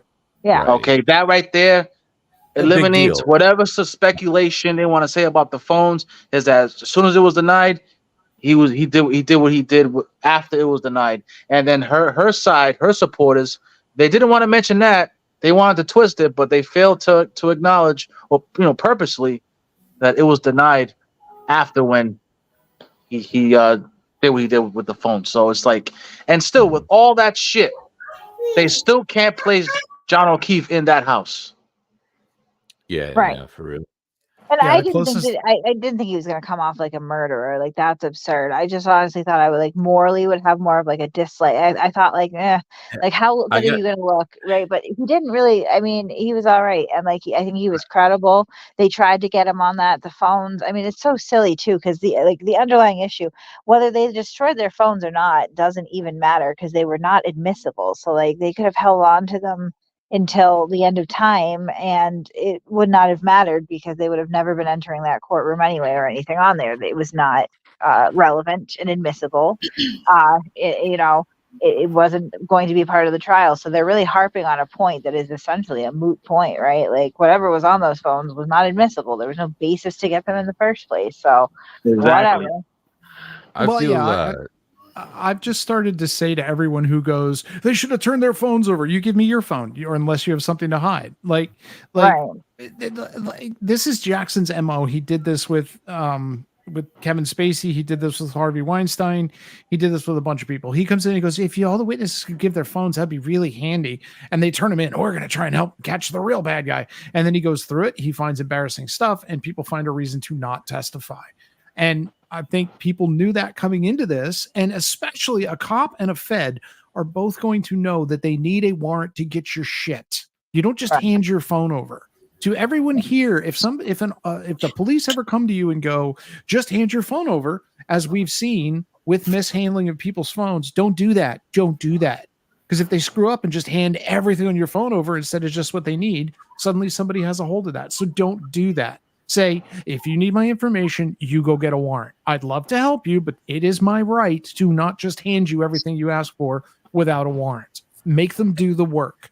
Because that is what happened with Higgins. When he found, my belief is when he found out the protective order was coming out, he switched phones so that his old phone was air gapped. It was no longer updating. It could not be modified at that point. He held it until the order was overturned, and then he got rid of it, which is his right. But he complied with the order, up, down, and sideways. Right. And also, let's not forget that Miss Karen Reed fought to not have to give her phones up. She fought it. So what's the thing there? They had to get a warrant. She put a passcode on. She refused to give them the passcode. When they finally did crack the phone, then there was the taint team issue. They had to redact everything. In the other case, the search warrant that they served, from what I understand, she was, not opening the door for the police right away, and really gave them a hard time about the phone. So yeah. There you go. Right. I know we kind of moved past it, but I just want to circle back real quick because I feel like I'm compelled. Higgins, I know riffing on your shit. I'm having fun at your expense, but I saw a comment here that, Higgins broke the man code, basically, right? I want to put in my 2 cents, my take on Higgins, completely honest take on this. He's trying to figure out what she's about, right? He's saying to her, that's, you're still with my friend, right? Okay. Now, you heard the fucking words that man read in public, right? That shit was hard for that dude to do. Was he getting sexy with her? Come on. The answer to that is no. I don't think he broke the man code. I think if he had actually tried to be effective, then yes, but no, I think he was holding back. I don't think he crossed the line. I think he got close to crossing the line, but I don't think he totaled the man code. I don't know. It's like I said earlier, the way she got his phone number in the first place is suspicious as hell. It is. He's like, how the fuck? Like, how did you get my number? Like, you know what I mean? The way she got it and the way she initiated that conversation, it fucked with his mind. Now, again, I mean, he said what he said to initiate the conversation. It's whatever. But it's like touchy. Yeah, I'm seeing this bros before, I get that too. Your buddy comes to me, and I don't know. Maybe he was gonna. Maybe I don't know. I agree. You probably should tell your bro, of course. But I don't think he was really trying to gain ground there, given what he wrote, unless that's legitimately his style. Well, in that case, I also don't know. I'm not sure how bros he and Brian were, or he and John were. He seemed to be more Brian's friend than John's. Like she said, he'd been invited over to John's like once, twice. He'd played video games with his kid, was afraid he broke the controller, felt bad about that. One of the times on the way out, she freaking nailed him with a lip lock, probably giving him mixed messages. I'm not sure that he and John were like super tight. I think he was more Brian's friend. He just happened to be there because they came home from the funeral and then he decided to go over to Brian's and drink. I think that's the only reason he was there. People are trying to make this he had to get John out of the way to date this woman. So he beat him to death. I'm like, that's not what I got from the text messages. And in our group, we posted one of the bar. It's a short clip when they were at the bar. I don't know which one, but John, he was saying something to her, and then she had this face, and then you could read her lips, and she says her name, and then they go into this argument. So I think before they left the bar, whatever initiated that argument ensued in the car on the way to Fairview, and then everything else transpired from there. But this notion that they were so lovey-dovey at the bar is false, because that little short clip they had, I think everything was brewing up before that night, and it just came to a point where I truly believe, in my opinion, that John told her, listen, when this night is over, pack your bags and get the fuck out of our lives. And I just think she just didn't like that, and everything else ensued. So no, that night there, they were not all lovey-dovey. I had a hard time seeing a lot of those videos. Waterfall, you need way better surveillance cams, but looked to me like Karen was all over John at CF McCarthy's, and I strongly suspect she invited herself into what looked to me like a dude's night out as well. That was a bunch of dudes out stag with their buddies, and suddenly one of their girlfriends shows up. That's weird and annoying. And then when they went over to the other one, to Waterfall, I didn't see her touching John at all after that point. I think she looked to be standing away from him. I think by all accounts they were getting along. I think it's really important. You've heard in testimony come up a couple times that one of the landmarks by Fairview was Bella's mom's house. So it was a friend of his niece's mother who he had dated in the past. Like they'd had like a fling, and they were still friendly or whatever. And I've heard quite a bit that Karen was insanely jealous of that. She was insanely jealous, period, but particularly of that woman because they did have a history. She was a little bit younger than Karen, arguably maybe a little bit more attractive. And Karen was very insecure about her. And you can see that in the messages with Brian Higgins too, where he thought that with Etta Sullivan, that something had happened. She immediately goes to, she's so gross, very jealous, very insecure, very bitter. And obviously Etta Sullivan is not gross. She's a very attractive lady. So, and there was nothing to be jealous of, clearly, because she described more of a close family friend, like familial relationship, right? But that's not how Karen saw it. So I think that sort of the theory that we're building to is that it's possible that the mixture of the alcohol and the late night and the issues that have been building up, kind of sparked by that landmark, Bella's mom's house, probably is what started the argument, and it went from there. And that Higgins' presence at the bar and then going back to the house too might have been a little bit stressful for Karen, although with how nonchalant she was about everything and how brazen she was, taking him downstairs through the camera. John looked at the camera, ha ha ha. I don't know if she would have really cared that much that Higgins was there, honestly. I don't know. This case, I don't know. This case is a prime example that if you're in a relationship with somebody and you're unhappy, tell them to leave. And if they don't want to leave, you leave immediately. You do what you got to do, because you don't want shit to just stay like that. And I just think, I don't know, man. I just feel bad for the parents. I feel bad for everyone affected, especially his mom, and others who have cried in there already. His mom, and thank God, his poor dad. And thank God for Paul. Thank God for his brother being there, because he's really keeping everything together for everybody, especially for the parents. Right. Thank God. That's what through all of this. Thank God for that man, because he is going to every single court hearing. He is not missing anything, and and I think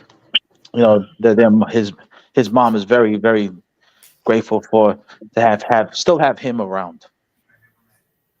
Yeah.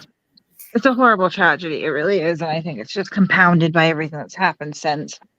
And I think it's really unfortunate. Like, the more that the actual trial goes on, it's a nightmare. It's an absolute circus all the way around. And it's kind of overwhelming to think. But so once they get done with this trial, there's still Turtle Boy's trial that's going to be going on. And then potentially another one, for Karen, depending on the outcome sort of this whole conspiracy witness intimidation thing that we know they've been poking around with, So yeah. I also did read well, actually here, I think on another show, College Tales, I think he said that they know exactly when Turtle Boy's lawyer told him something about this case, about the Karen Reed case.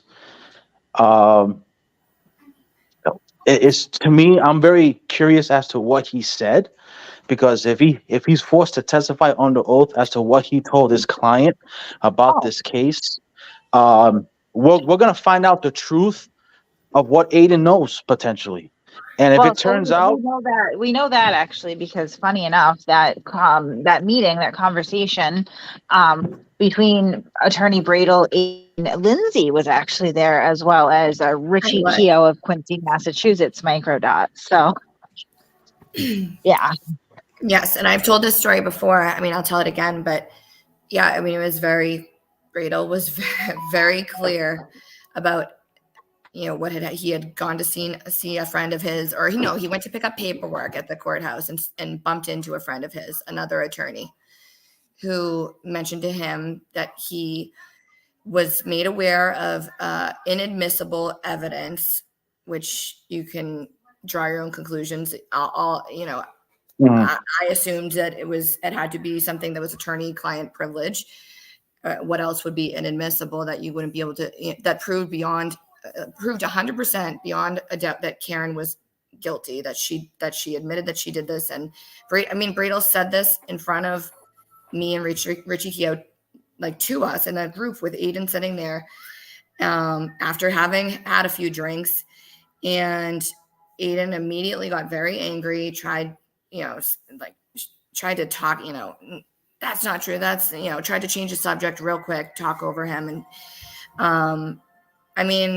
I think that's part of the reason why Bradel seems to have a personal vendetta against me. I think, he knows that he messed up saying this in front of people that other than his client, and amongst some other things, about Aiden's case that he discussed. And I don't know if that's the moment that Aiden found out. I believe he knew prior to that, probably, but we know at that point, like, Bradel knew.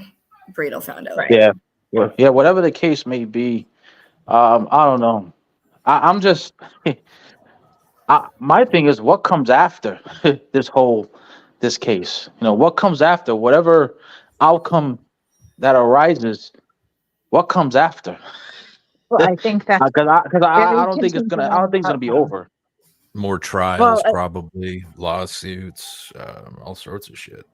I would Yeah, imagine. it's the lawsuits and everything ensuing with them and everything else with all of this. Like I just think we just started. This is only chapter 1, Yeah. Unfortunately, Yeah, unfortunately, there's at least one more criminal trial that's going on right now, and it's definitely gonna drag out for a while, I'm sure. And then again, there's the question of Karen's criminal liability and the witness intimidation. And then, yes, I'm sure there's going to be at least a wrongful death suit on her. And then probably quite a few defamation suits. I guess the only real question there is, how much blood can you get from a stone? How many people can sue before Karen and Turtle Boy and before they run out of money? And remember, civil cases for wrongful death, stuff like that, have a different bar to meet than criminal cases. It's what happened to OJ, right? He got acquitted in the criminal case, but he got convicted in the civil case. Now, I'm not saying she's OJ or has OJ money that anybody would be worth suing over, but it has happened before where the criminal case said, no, you're not guilty, and the civil found them guilty. So, or found them liable. Guilty, liable. Yeah. Yeah. So I mean that maybe, I don't know, it's going to depend on the chance that she gets acquitted. There's the possibility. I don't know if the family's going to want to pursue that or not, or if they're just going to be done with all this bullshit. And here's Observer 777, who runs to every single channel that talks about this and spams the same nonsense into every chat.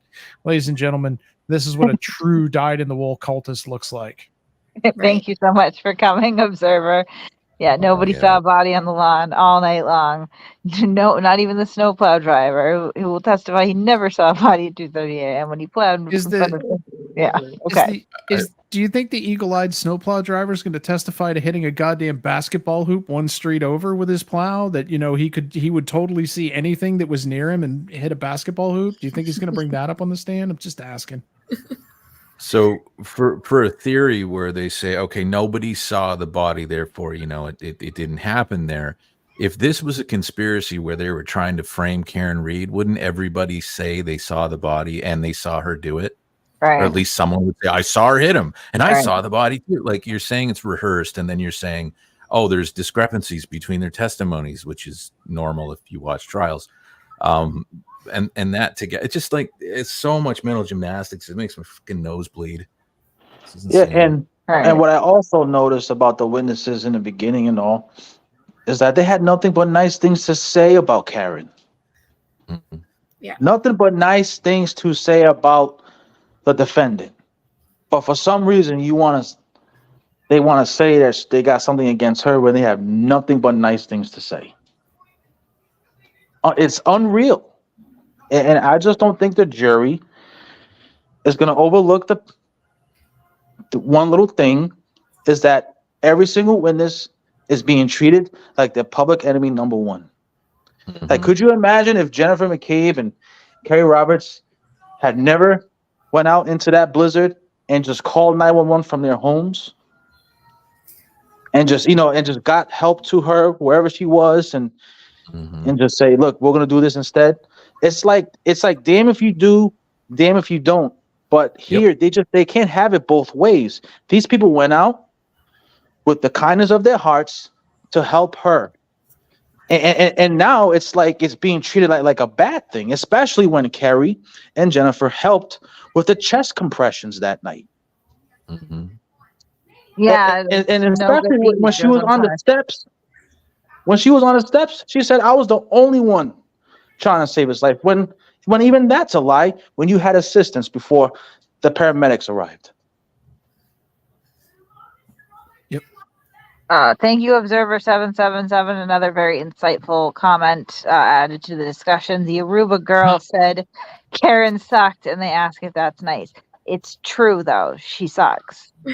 Yeah, pretty much anybody that walks past. I mean, that's the thing. They're like, that person said that Karen's jacket didn't fit very well once. That's motive for them to frame her. Like, no, these people would be pissing away lifetime careers. Exactly. They would be like you're talking pensions, careers, 123 people now involved in the conspiracy and growing by the day. Once Celebrate testifies, that'll be another, 40 people who work for that organization. Like They're it's all so in on ridiculous. it. Show the motive to frame Karen. Someone show me the motive to frame her. There is no motive to frame her. And Nobody in when that the children testify, are they going to put them into this conspiracy as well? Like, come on! Like this whole shit. Nobody's. No, they already have. They already have. Oh, they already have. Okay. The children have been brainwashed by Jen McCabe. To these people, Jen McCabe is like a super villain, which is like it's so crazy because like she's legitimately one of the nicest, warmest, most caring people. Yeah, man. The reality of it is that is the reality of it. She's a really nice lady. Not some kind of mega villain. It couldn't be further from the truth the way they've portrayed her. But she's in charge of everything. So she brainwashed the children is what happened, according to them. She brainwashed them against Karen, who, was wonderful, and even though she didn't like them and resented that they existed. And I mean, who hates orphans? Like, that's just like such a weird, those messages. That's what was my biggest takeaway. Is like, holy shit. Her calling those kids spoiled. Like, are you kidding me? These kids just lost both of their parents in such a short amount of time. You're calling them spoiled? Yeah, I know. Yeah, right. Like, that was shocking. And then one of them heard when she was calling Jennifer, and when she was on there, one of them called Jennifer.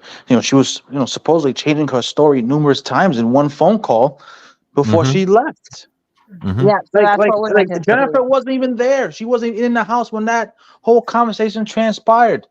And it's like, and for some reason, everyone else is the problem. No, maybe she's the problem. Look, like Unsolved Mysteries, that show, is that guy says it. Somewhere, somehow, someone knows the truth. Perhaps it's Karen Reed. Yeah. Yeah, no doubt. You know, it's She just, knows just it really has. It really has. Like this trial makes it really insults your intelligence in a way. Oh, Like completely, man. The theory. how many the times does theory. somebody have to say they fucking did it before people can come How to the about- realization? How about this, man? Let's just say, for argument's sake, okay, this is not what I believe is fact, but let's say for argument's sake, she was running around saying, "Did I hit him? Did I hit him?" Okay, for a lady who said she saw him go into the house, right? Why would she even have it in her mind that she possibly could have hit him? To ask, "Did I hit him?" It's like, well, no. Why would you say that? You're telling everyone. Well, first, like you said, she changed the story. First, she says, "No, I remember. Last thing I remember is I left him at Waterfall. the bar." Yep. Yeah. Last place I saw him. Oh no, okay. Oh, and it's because Jen said no. You guys pulled up. Oh yeah, you're right. But there was a fight, and did I hit him? Did I hit him?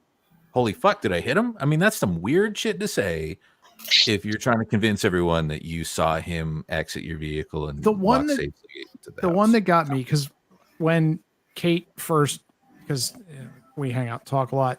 Kate first said, what do you think of this? And I looked over it and I went, dude, she's been framed. And she's like, yeah, you might think so, but here, go watch this. So I watched the Nightline, Dateline, whatever it is, interview. Whichever one has her going, did I somehow incapacitate him in his drunkenness?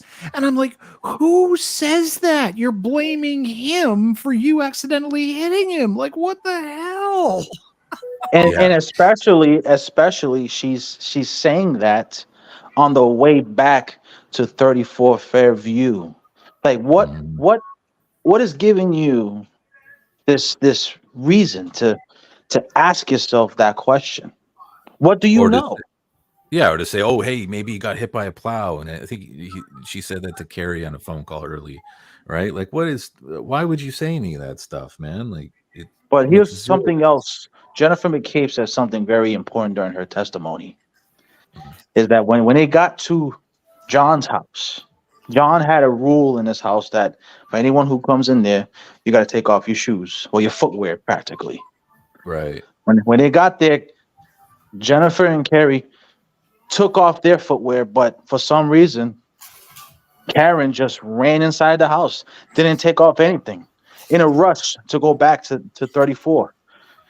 Mm-hmm. Right? So like, do you think that speaks to the fact that somewhere subconsciously she knew that John was gone and therefore his rules didn't apply to his house anymore?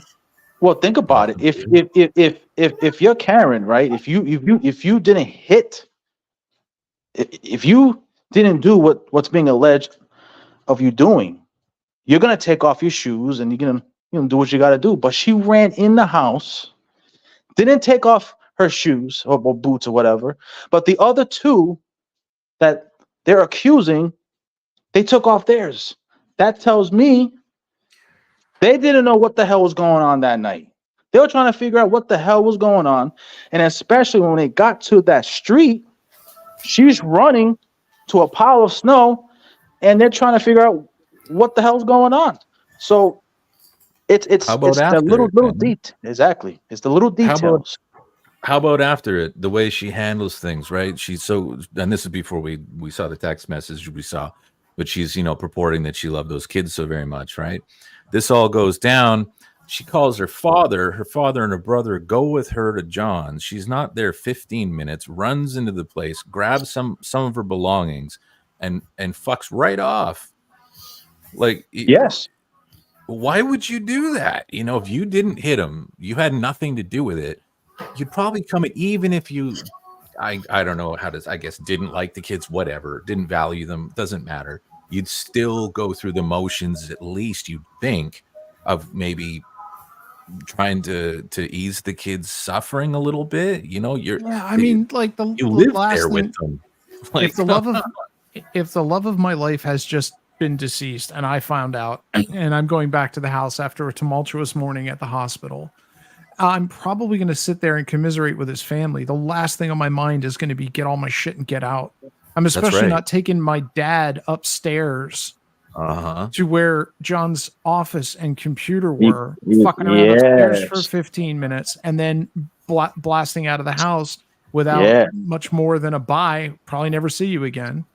And then we find out that there's video that's missing. I mean, if you look From at Yanetti's, if you look at Yanetti's filing, and I found this hilarious because they snitched on themselves. Yannetti demanded, he said that they can see in videos that John's car moved between the night and then the next morning, which we've now seen the videos. We know it didn't move. It stayed in exactly the same spot from when John parked it. But he said, but there is no video indicating when that car moved. We need that in evidence. And the defense went, or the prosecution went, well, we don't have it. It's not there. Wonder what happened to it. And everybody went, Proctor deleted it. Why would Proctor have deleted it? What possible motive could the investigating officer have to delete stuff that would indicate what happened? There's no reason for that. So I think she went up and deleted it. It's being said from 6 p.m. On the day he died to 6 a.m. until he was found. Approximately his Ring camera footage for the driveway there recorded 15 events. 15 in 12 hours, just in those 12 hours. And those 12 hours are very important because it encompasses the entire timeline of this whole case, into 1 a.m., 4 a.m., everything. So for his camera system to document 15 things going on, that's a lot of activity. I want to know what the hell happened in his driveway within those 12 hours. Well, we're not going to know a lot because it was mysterious. A lot of it was mysteriously deleted, particularly her coming home. I do just want to point out to us, thank you again, Observer 777. You've really been a valuable asset. He says, if everybody said they saw Karen hit John, there would be no trial because the case would be cut and dried. She would have been arrested and charged, and that would be that. But nobody saw him hit her, or her hit him, rather. Thank you for that, Observer. Well, you've just kind of weakened your conspiracy theory more, because I agree with you that if I wanted to frame someone and we were all getting our story straight, that I would just say that we all saw. I'd be like, yeah, no, we just saw her hit him, a little while ago. Yeah, and I mean, I would just pretty much dump him outside and then just call the cops and say, yeah, Karen hit him. I mean, they're alleging that every single shred of physical evidence was planted anyway, so I suppose they could plant it at any time, right? At the end of the day, man, his DNA was on those pieces, especially the microscopic pieces. And if they cannot prove that John was in that house, well, the last person he left with was her. So they better do something quick, because they're relying on that Apple Health data saying he's going up these stairs of 1219. But in the same affidavit, I think for the defense, it says that John didn't arrive outside with her until 1224 in her vehicle. So that right there blows a hole into the whole Apple Health evidence they're going to rely on. So, and at the end of the day, no one wants to admit it, but come on. His phone did not move. His phone was found underneath him. John O'Keefe did not make it into that house. And they want to put on this whole charade in court. But if that's the case, hey, all we have to do, I would say the prosecution, to end this case, call her up to the stand and ask her one question. Did you instruct Jennifer McCabe to look up that question in her phone? If she tries to be around the bush, that's strike one. If she pleads the fifth, strike two. And if her lawyers tries to object to that question, that's strike three. Just ask her that one question, but she won't take the stand, which is ironic because she has so much to say with those other interviews. I think they would be really stupid to put her on the stand. I think I've said this a lot, but I think her lawyer would have an issue putting her on the stand anyway because of that purported inadmissible evidence of her guilt, I think that it would, particularly Yannetti, would put him at risk of being disbarred if he put her on the stand. At this Well- point, in my opinion, she can't afford not to take the stand. I mean, this to me, No. this case has risen to a level where we need answers, and she knows those answers. And to me, like I said, it's I going to don't be think up to her. But I don't think she can take the stand without doing damage to her case. But if you ask TB, she told him, "Oh yeah, she's gonna do it." I don't think so, man. No, she'd That would have be to be an foolish. idiot to take the stand. She'd have to be a Yeah. complete idiot to take the stand Yeah. because all somebody would have to do, all the prosecution would have to do is look her straight in the face and say, "Did you tell your lawyer that you did it?" And No, if 'cause she it's, lies, I don't think they can do that because it can't come in. Well, if she says, "Did you tell anyone that you did it?" and she lies, the lawyer is then ethically required to say something. And just because it Exactly. can't be brought in as evidence does not mean that nobody knows about it. It just can't be used in court. you know, I really do not believe that she will. I No, don't think she'd she'll have take to the be an stand. idiot. If I I was don't her think- lawyer, if I was her lawyer and saw her heading to the stand, I would tackle her myself to keep her Yeah. off of it. Throw a fucking boomerang at her head. Yeah, something. Right.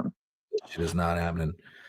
I mean, when we watch the trial, the footage of it, right? We get one camera angle at a time, and we probably see Karen pull her crazy ass faces. 5% of the time, of hours out of the day, we see maybe 5% of the footage is her, and we've seen her fucking look possessed, right? You imagine what she would look like throughout the day if you were in the jury and got to see her, let alone her up on the stand for a prolonged period of time.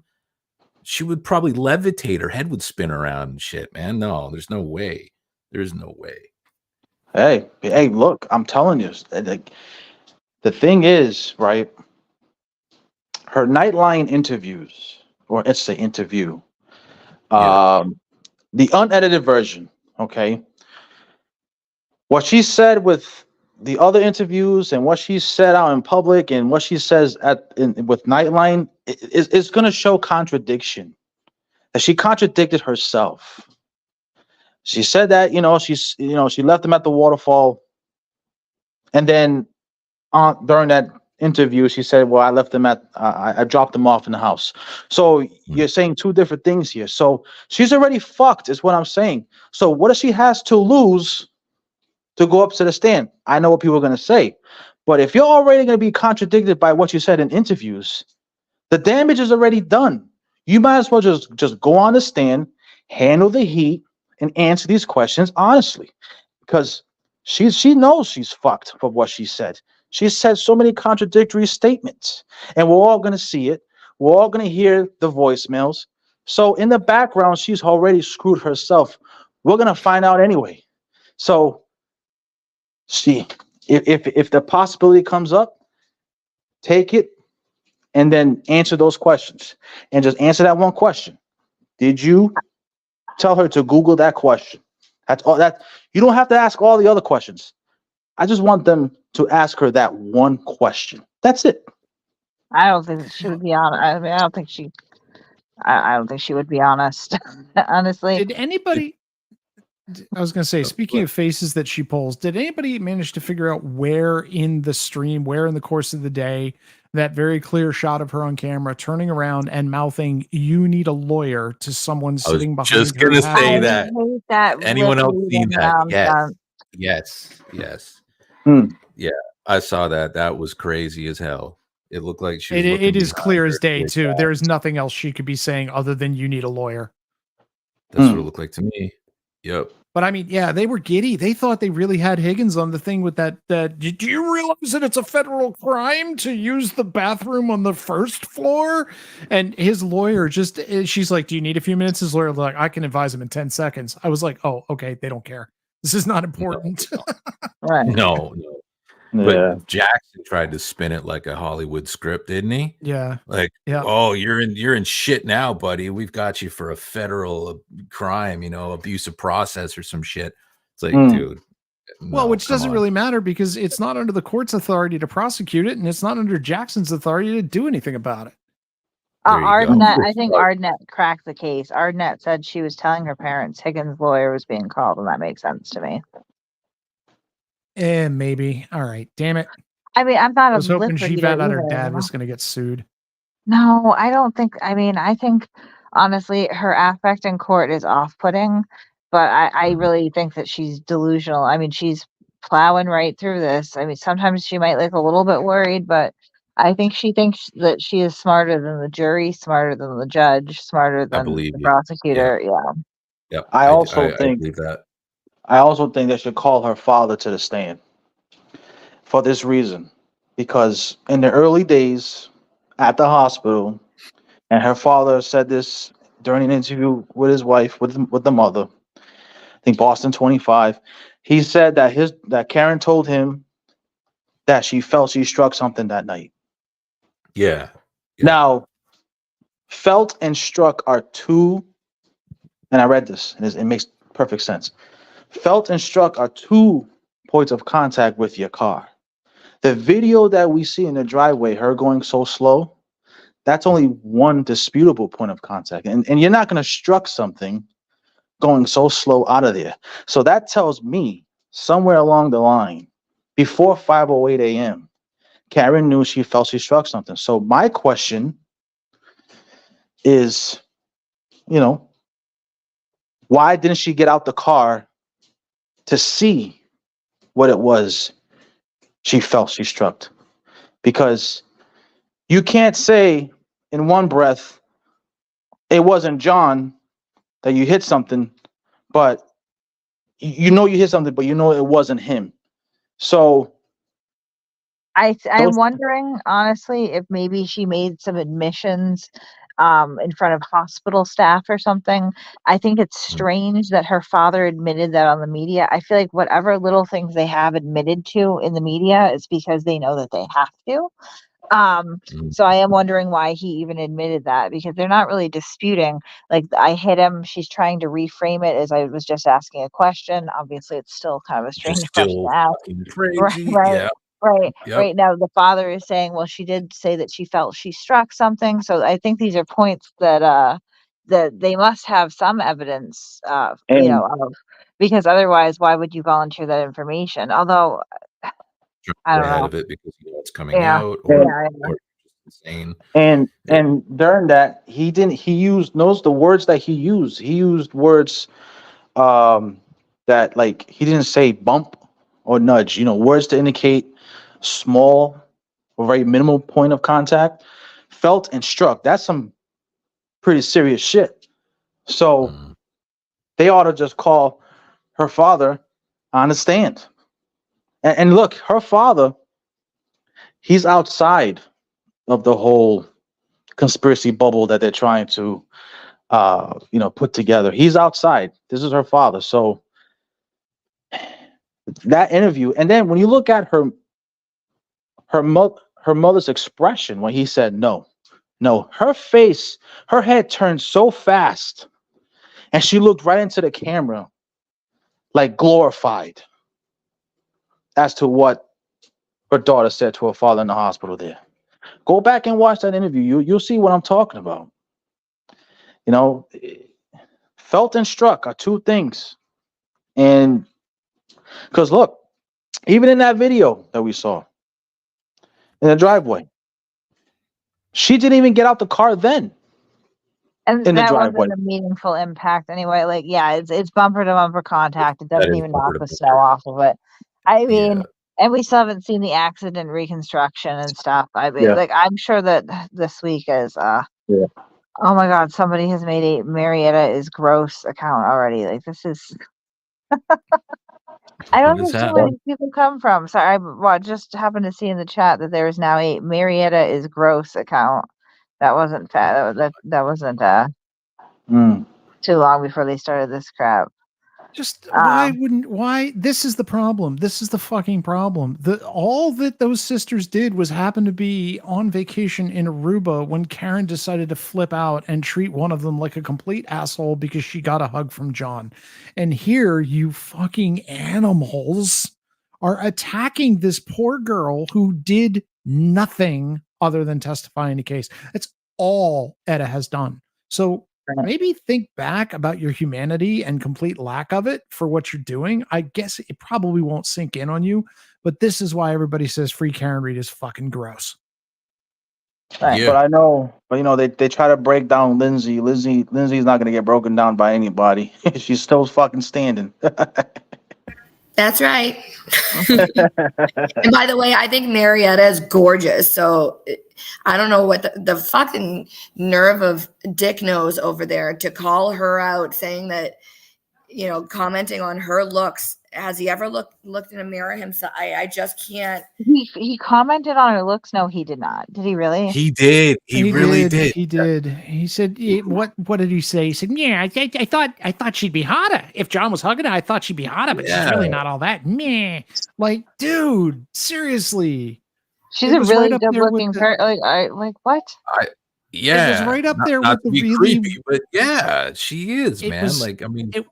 It was right up there with the really weird and cringy. Yeah, Higgins is ugly. Why would Karen be after Higgins? She dates hot guys. Right. I'm a straight guy, and I know what attractive men look like, and Higgins isn't one. Like, dude, it was weird, bro. But given how this whole trial is playing out, I think if she gets off, I think future guys out there are gonna be hesitant if they want to get with her or not, because at this point, it's like, they really gonna think twice about it. I don't know, dude.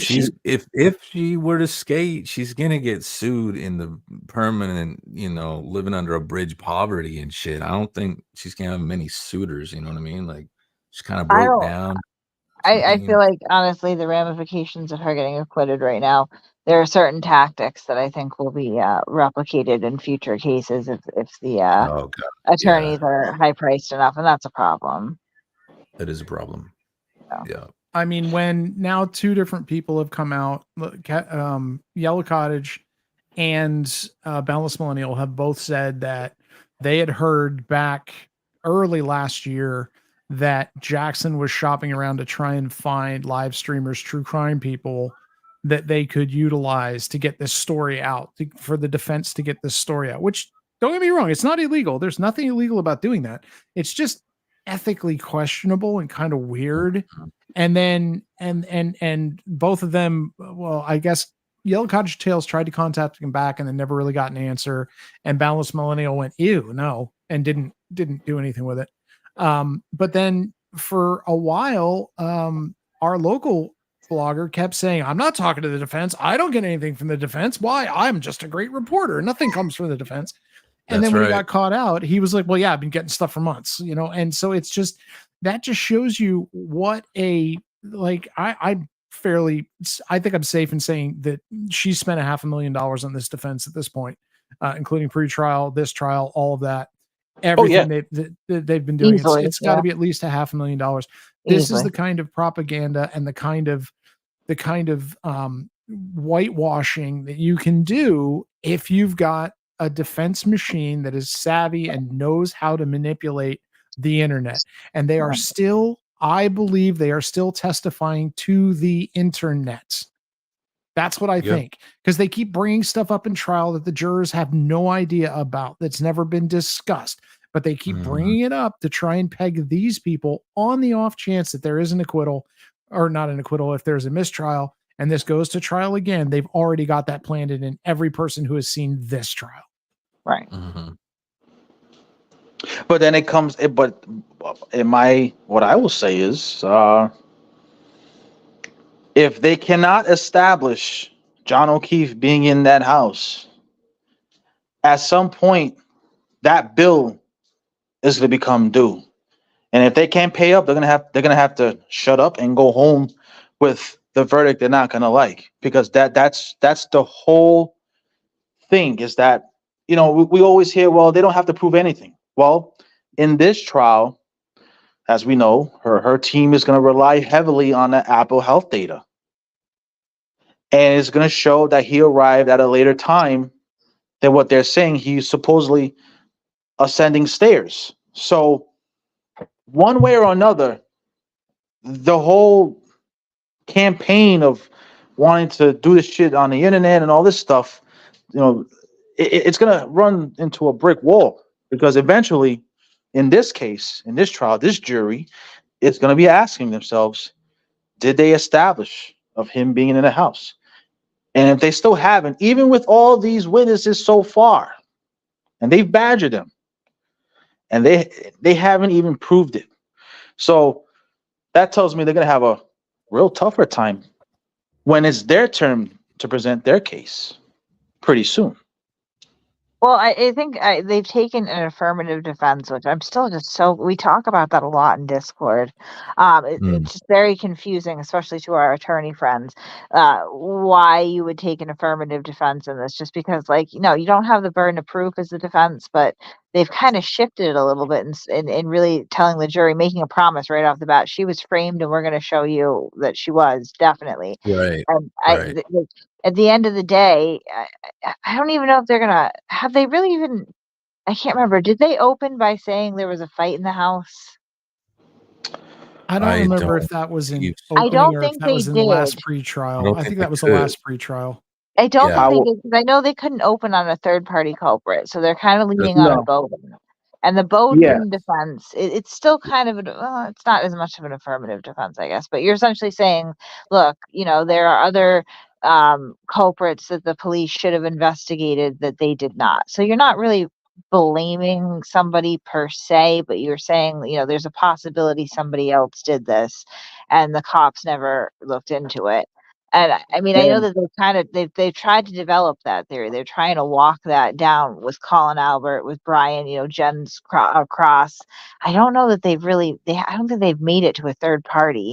No, they haven't. They have yeah. not. No, their problem, I think their problem is that they've painted everybody who's testified as the potential third party. They got to pick one and stick with it. You can't say Mhm. they all stabbed him with icicles, so when they melted, nobody knew who killed him.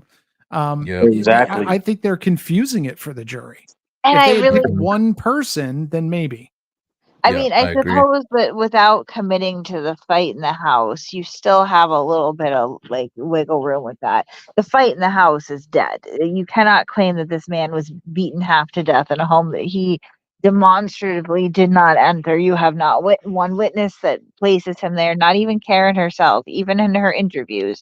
She'll go so far as to place him walking towards the door, but will not place him inside. She either looked down at her phone or didn't notice where he went, depending on which story it is. She doesn't even place him in the house. And then there's the issue of the GPS data, right? And Carrie Roberts has testified that phone was found under his body on the ground. There was grass, not snow. So it had been there Exactly. for a There you while. go. Bingo. Right there. Well, so that's Grass, right. And that's grass important. underneath his body. Right, and that's important because the phone that would really, it would be a reasonable inference that phone did not move from the spot where it was found, and that's corroborated by the GPS data. So if the phone's under his body, then presumably his body didn't move either, right? That's a reasonable inference one can draw. And the phone shows that he never went into the house. He never moved from the spot. So you can't claim that he was beaten to death in a home that he did not enter. And at this point, there's nothing that even comes close to establishing that he entered that home. And judging from what we've seen pre-trial, unless the defense has some bombshell up their sleeve, which I am certain they do not, they're never going to be able to place him there. Yep. But here's what's also very sick about this case and with the voicemails. And I think this is going to be really hard for the mother, his mom, to take in.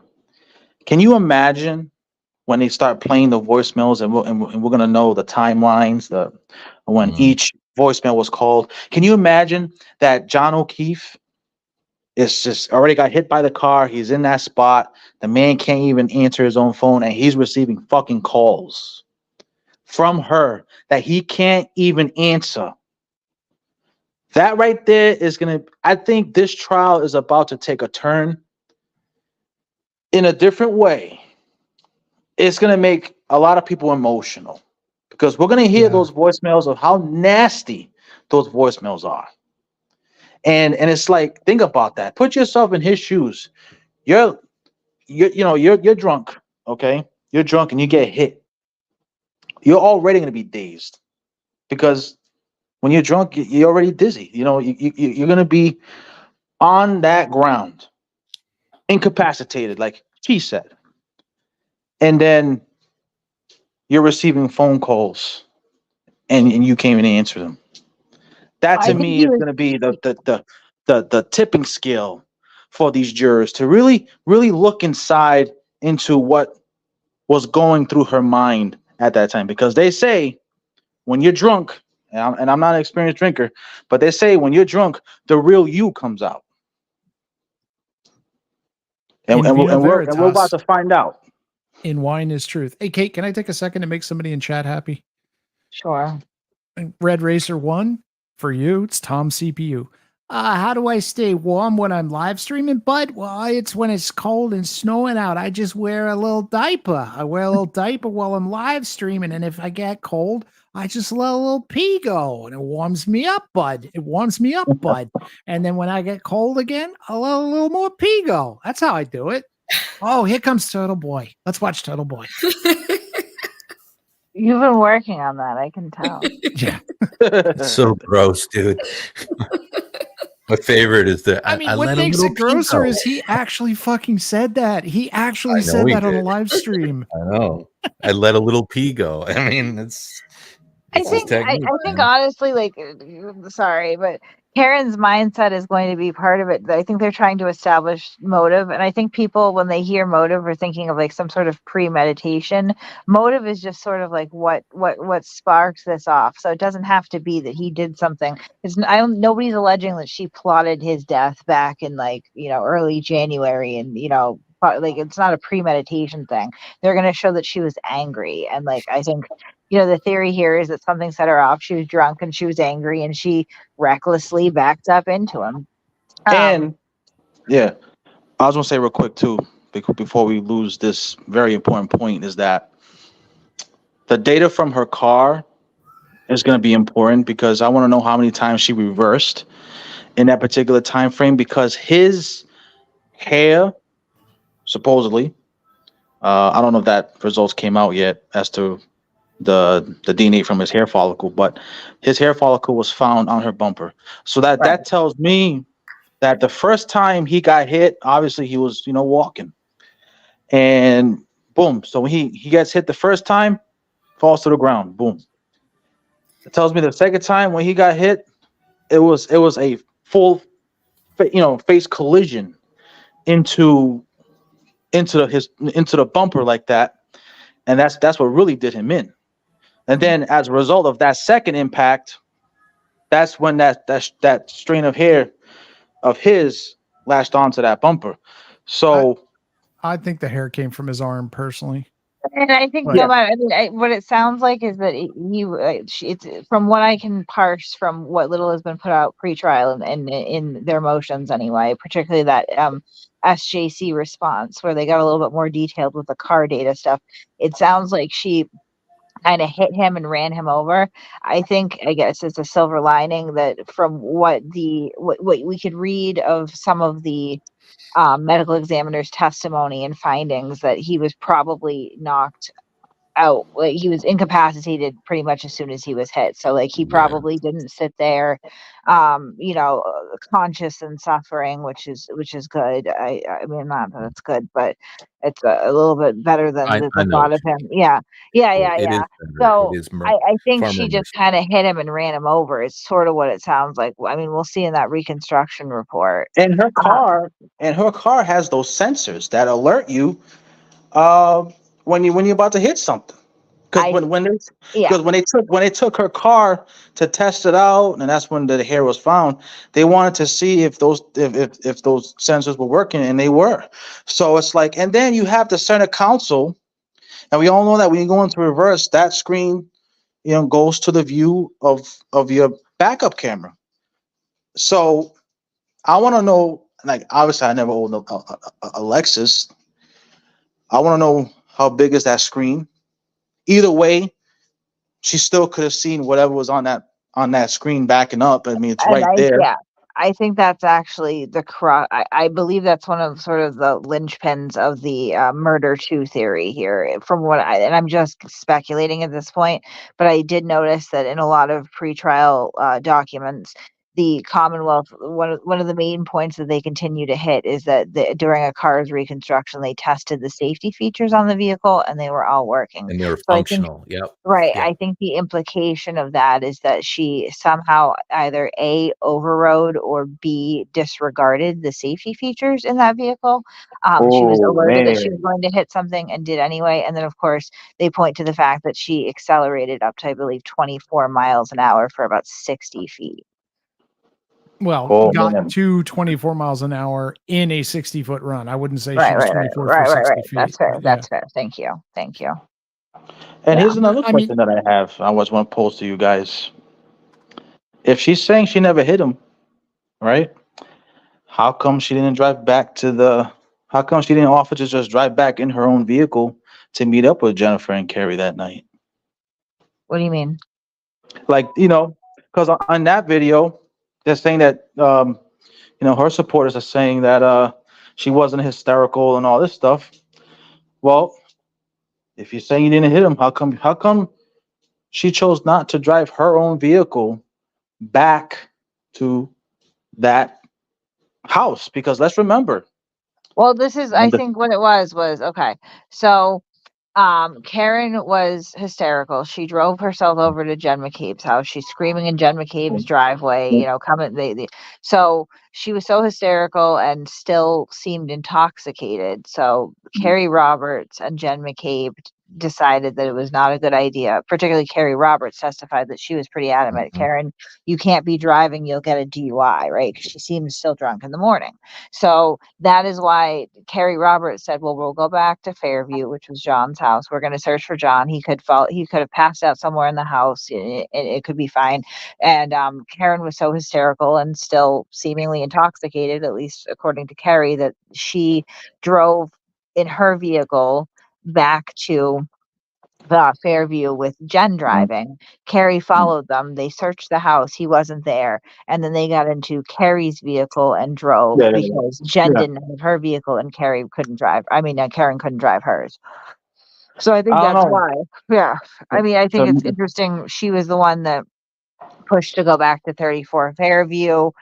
She knew right where the body was. I mean, circumstantially, there's a lot of things here that, yeah, like, if you look at it objectively, do not look good for Karen. Karen knows by 5 a.m. or suspects by 5 a.m. that John is dead. She even goes so far as to float the manner of death, well, to yeah, Carrie Roberts. Mhm. I think he got hit by a snowplow. Wow. Very Yeah. convenient that you would not only project that this man is dead, but how the authorities are going to say that it happened.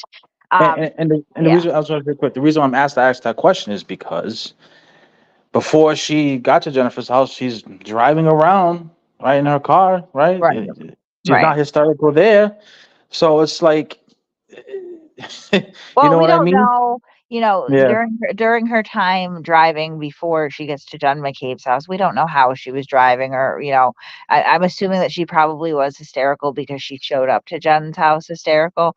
I think it was more Jen and Carrie being yeah, sober and rational and not hysterical determined that it would not be safe for her to drive, particularly in a blizzard, in her condition.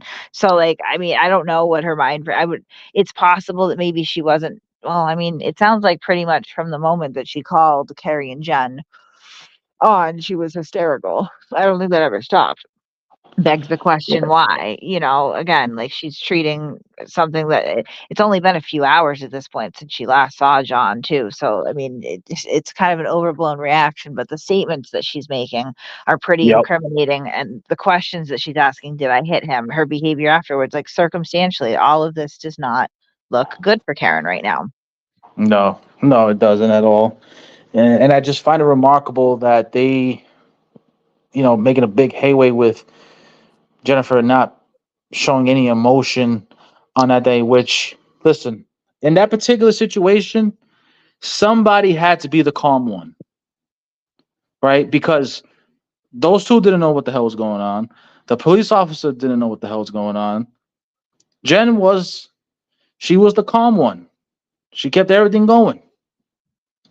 And but she wasn't she completely was hurting on the calm. stand. As soon as No. as soon as they showed those videos of getting there, she started to break down. Okay, very emotional. Just because you don't see the hurt does not mean it does not exist. So for them to vilify her saying, "Oh, the 911 call," no, she had to be. She was that one that kept everything, okay from everyone from going all hysterical at that moment. Because Jen's a very composed and together person. She's a very very, strong person. She's the kind of person that friends and family look to for strength, when they're going through it. She's very much that person, but by no means is she not feeling everything. And oh yeah, you can tell she was stunned in shock when when she described what she was seeing, her friend. It's like out of body experience for somebody. But no, she's not dramatic and over the top. She's not that kind of person. But she's strong, and you know that's not something to fault somebody for. I know. We all have a friend or a family member like that we look to, right? Can you imagine demonizing them for being, strong? Come on, that's ridiculous. But like I said, not to say she doesn't feel everything. Of course she Yeah. does. Of course she does. And the other side still has not even asked the question as to what was the motive for all of these people to conspire against Oh Karen. yeah, what's the motive for them to do? Oh yeah, or to harm John? I mean, like Yeah, when what's the reason? And they still have not answered that question. And look, it's like I said, it's gonna be the bullseye into the bullshit story because that's what everyone's gonna ask. Okay, so if you're saying they're all conspiring to do all this against your Mm, client, what's the motive for them to do this? And mhm. they're not gonna come up with an answer. Meaning, her lawyers, they're not gonna come up with an answer. They just want to paint people as public enemy number one, and that's why. That's why I'm saying what I'm saying.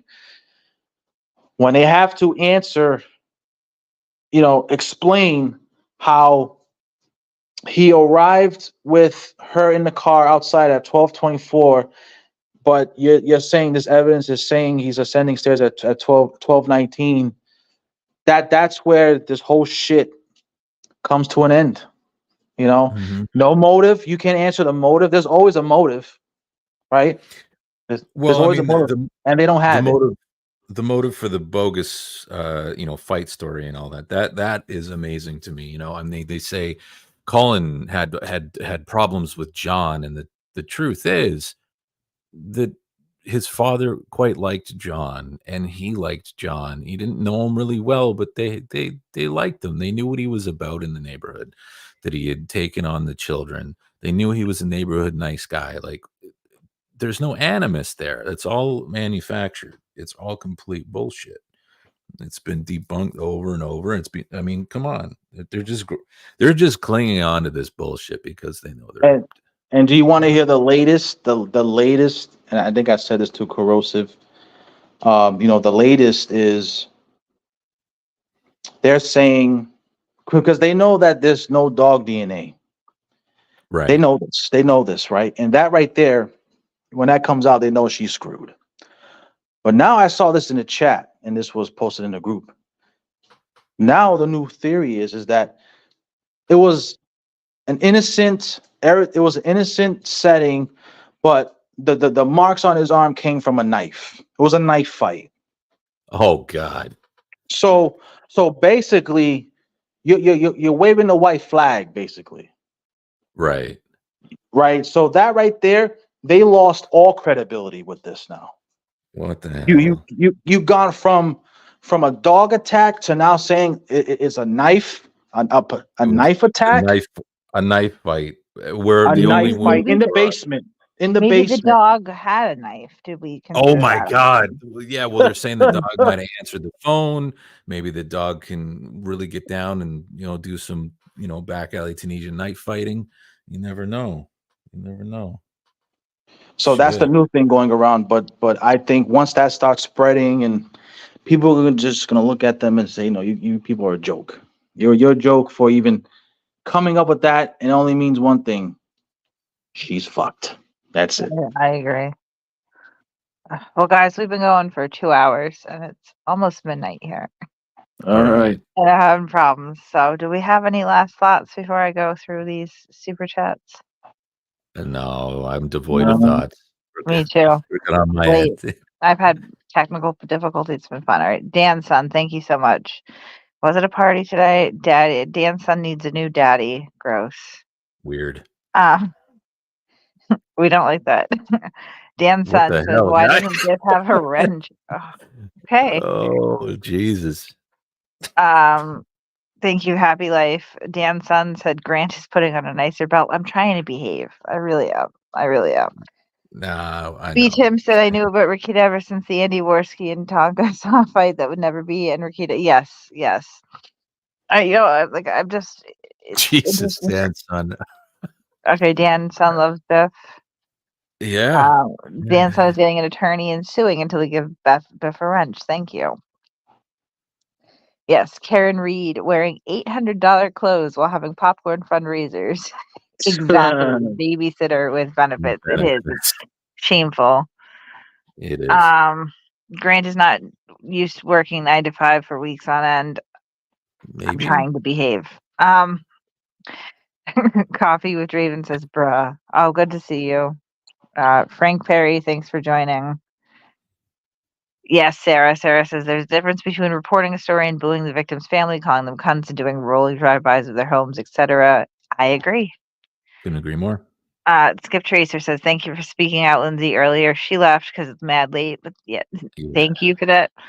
I know that you had inquired before, Skip. Yeah, I felt bad too because she got like inundated with like messages and stuff like, what's going on with the fundraiser? Like, what a dick move. That was some shit. Yeah. Nat says the Hansel girl. That's what I was talking about. Yes, what I was saying. Yes. Karen Reed is like the Hansel and Gretel witch. Jay Kelly asks, any idea what the Just Machado X post, keep an eye out on my favorite juror number 4 was about? I think it's just like, I find it inappropriate. Their interest in the jurors, given the context of sort of how like their group is handling this, it concerns me. I reported it. Tits McCabe for $1.99 says, do you people ever converse about getting a job? Well, why would we when you're giving us all the sweet super chats for $1.99? Thank you, sir. Pissantha first says, I'm late. I don't know what's happening, but here's my money. I missed your presence. Thank you thank you, Pistina. God damn, that's that's quite the name, Pistina. The first. Yeah, the first. Yeah. All right, guys. As always, you could join our Discord if you wanted. It's a wretched hive of villainy and scum, and I'm not in there that often anymore. But it's a haven for bogus behavior. Yes. Well, tell Lindsay I said, thank you for her for coming through, and let's just do it again. Because it's a good show tonight. It was a lot of fun. Thanks for joining us, dude. Yeah, thanks, man. You're welcome. All right, guys. Good night. Good night. Have a gooder.